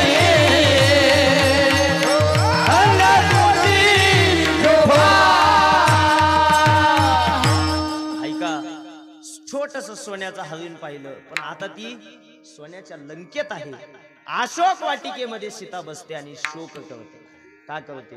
विसरली तया थोर झाली हानी. म्हणजे देवाला जर विसरले तर तुमच्या जीवनामध्ये दुःख हे अनिवार्य आहे. म्हणून त्या देवाला विसरू नका बाबांनो. आत्ताच त्या प्रभू रामचंद्रांच्या रामलल्लाच्या मूर्तीची प्राणप्रतिष्ठा झाली. ऐका सगळ्या हिंदू समाजाच्या हृदयामध्ये एक कितीतरी दिवसापासून सत्वत असणारा प्रश्न होता. प्रत्येकाची इच्छा होती का त्या अयोध्येमध्ये राम जन्मभूमीमध्ये आमच्या प्रभू रामचंद्रांचं मंदिर असलं पाहिजे. मला असं वाटतं 550 वर्षापूर्वीचा प्रलंबित प्रश्न कदाचित आपण गेल्यानंतर त्याचा निकाल लागला असता किंवा आपल्या जन्माच्या अगोदरही लागला असता. पण खरंच तुम्ही आणि आपण सर्वच सगळे भाग्यवान आहोत. या मोठ्या ऐतिहासिक इतिहासाचे किंवा या सुवर्ण क्षणाचे आनंद देणाऱ्या क्षणाचे आपण सगळे साक्षीदार आहोत. आणि आपल्या डोळ्याने आपल्याला तो सोहळा डोळ्यानं पाहता आला. प्रभू रामचंद्र शिट्टी वाजवण्यापेक्षा आपण घोषणा देऊ ना. प्रभू रामचंद्र भगवान की जय श्रीराम. जय श्रीराम. श्रीराम. आवाज मोठा झाला पाहिजे बरं का. प्रभू रामचंद्र भगवान की जय. कसा देव आहे माहिती का? हा एकमेव देव असा आहे. थोडे 5 मिनिटं पुढे जातील पण मी तुम्हाला सांगतो. प्रभू रामचंद्रांना मर्यादा पुरुषोत्तम म्हणतात. तुम्हाला डार्विनचा सिद्धांत माहिती का? माणूस कसा निर्मित झाला माहिती का? माहिती नसेल तर सोप्या भाषेत सांगतो. जसे जसे देवाचे अवतार झाले ना त्या पद्धतीनं डार्विननं सिद्धांत मांडला का या माणसाची निर्मिती कशी झाली. आपण पहिले माणूस होतो का सांगा मला? एवढं तर माहिती असेल ना तुम्हाला. आपण डायरेक्ट माणूस झालो का? आधी मानव होतो. त्या अगोदरही कोणीतरी होतोच का नाही?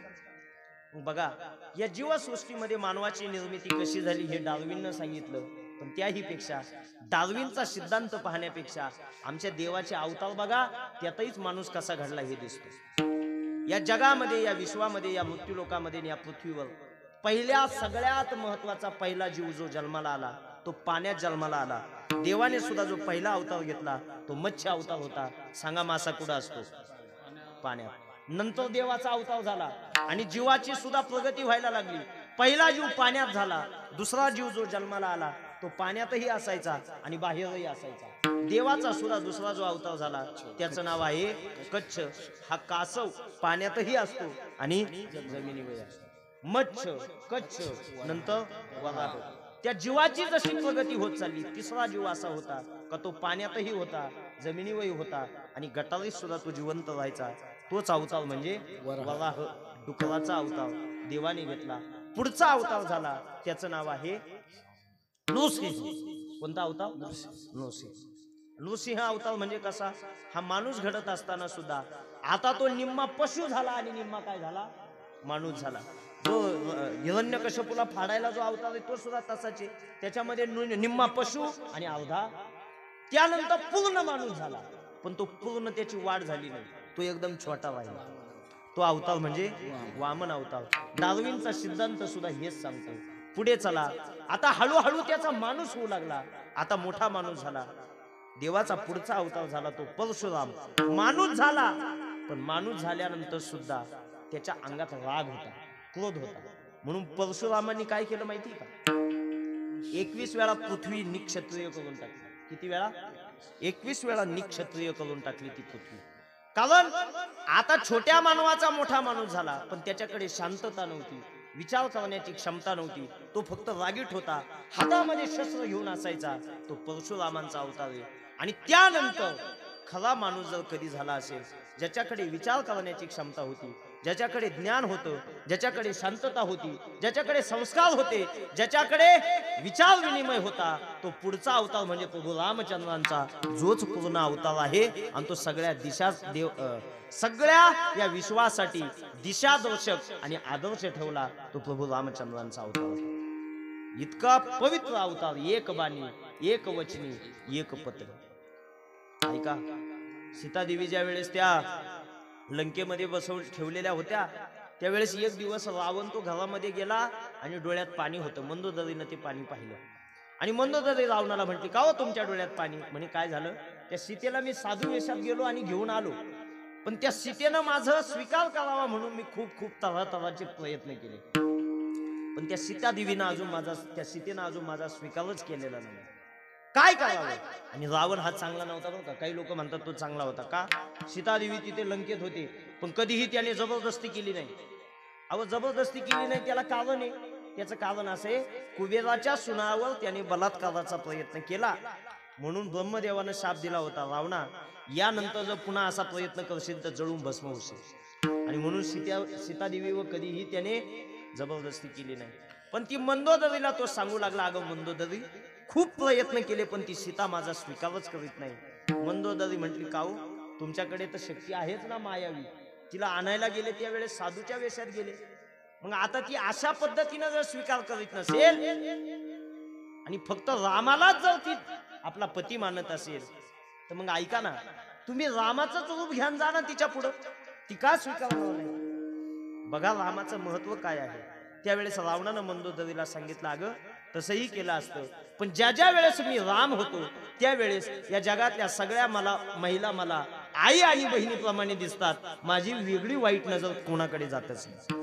राम म्हणून काय जायचं? हे रामाचं मर्यादा आहे. आणि त्या प्रभू रामचंद्रांच्या बाबतीत त्या मंदिराच्या त्या प्राणप्रतिष्ठेचे साक्षीदार तुम्ही आम्ही सगळेजण झालेलो आहोत. मी सांगत होतो उदाहरण, एकदा की देवाला विसरले का तुमच्या जीवनामध्ये दुःख आहे आणि म्हणून या भवसागरातून तारून नेणारा तो आहे. म्हणून तो हा उतरील पार भवदुस्तर नदीचा, बहु आहे करुणावंत अनंत हे नामजा. आणि तुकोबाबा सांगतात, हे मी दुसऱ्याचं उसणं सांगत नाही, तुका म्हणे साक्षी आले तरी केले प्रगट, तो हा उतरील पार भवदुस्तर नदीचा विठोबा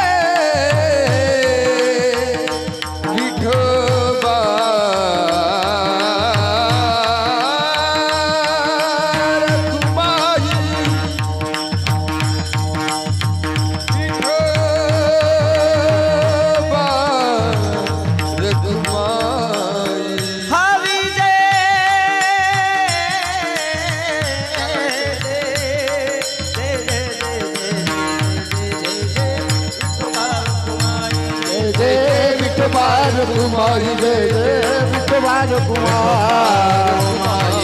जय विठोबार कुमार ज्ञानेश्वर माऊली नागराज माऊली ज्ञानेश्वर माऊली नागराज माऊली ज्ञानेश्वर माऊली माऊली ज्ञानेश्वर माऊली नागराज महाराज ज्ञानेश्वर माऊली माऊली ज्ञानेश्वर माऊली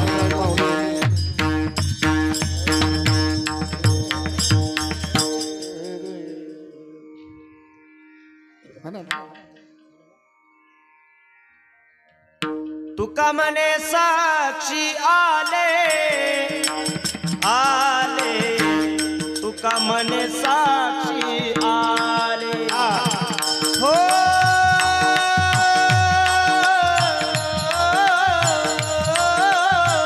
तुका म्हणे साक्षी आले आले, तुका म्हणे साक्षी आले हो, तुका म्हणे साक्षी आले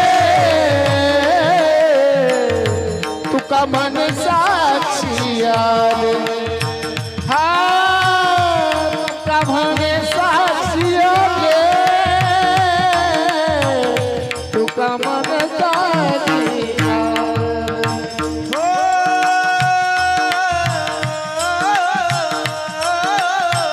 तुका मने साक्षी आले तुका मने साक्षी तुका म्हणे साक्षी आले तुका म्हणे साक्षी आले तुका म्हणे साक्षी आले तरी गेले प्रगट तुका म्हणे साक्षी आले तरी गेले प्रगट हा उतरील पार हा उतरील पार हा उतरील पार हा उतरील भावानुस्ताना नदीचा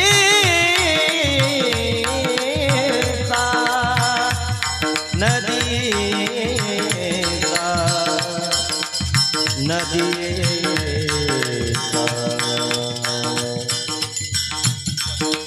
भव दुस्तर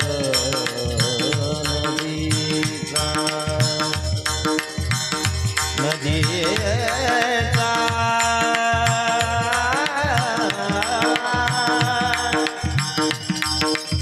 नदीचा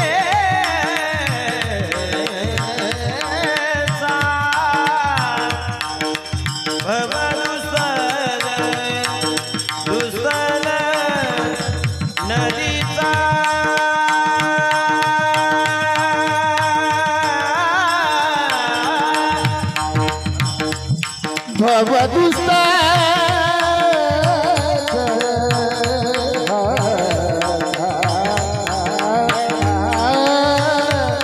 नदीचा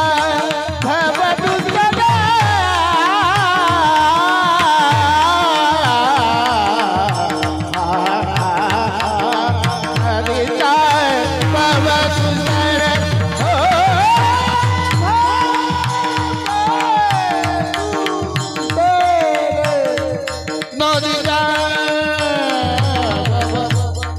भवदुस्तर नदीचा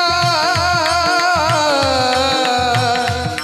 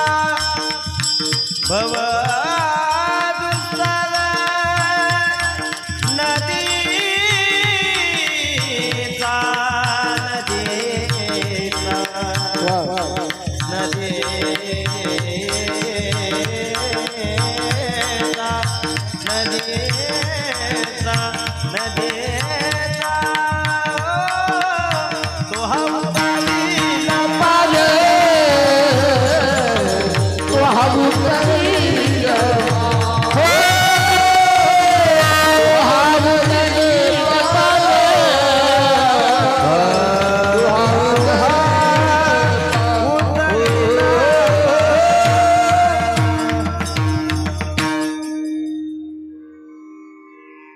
बसलेले सज्जन मायबाप अतिशय शांत चित्ताने ही सेवा ऐकली. सगळ्यांना नमन करतो, वंदन करतो.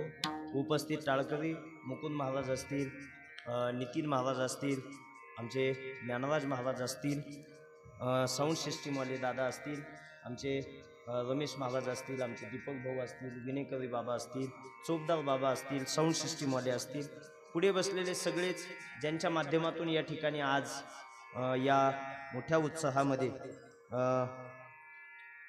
अन्नदानाची सेवा आहे, त्या सर्व अन्नदात्यांसाठी एकदा आपण जोरदार टाळी वाजवून त्यांचे आभार मानायचे आहे. पुनश्च एकदा सर्वांचे आभार मानतो. सेवेमध्ये काही चुकीचे शब्द गेले असतील तर ते माझ्या बुद्धीचे दोष समजा. जे योग्य असेल ते गणपती बाप्पांच्या कृपेने या ठिकाणी झालं. विठ्ठल जय जय विठ्ठल जय विठ्ठल जय जय पुढे गेले पुढे गेले वाकुडे उत्तरे महाराज विचारे अधिकार तुका भगतानेश्वरा क्षमा परात्मा राज तुझे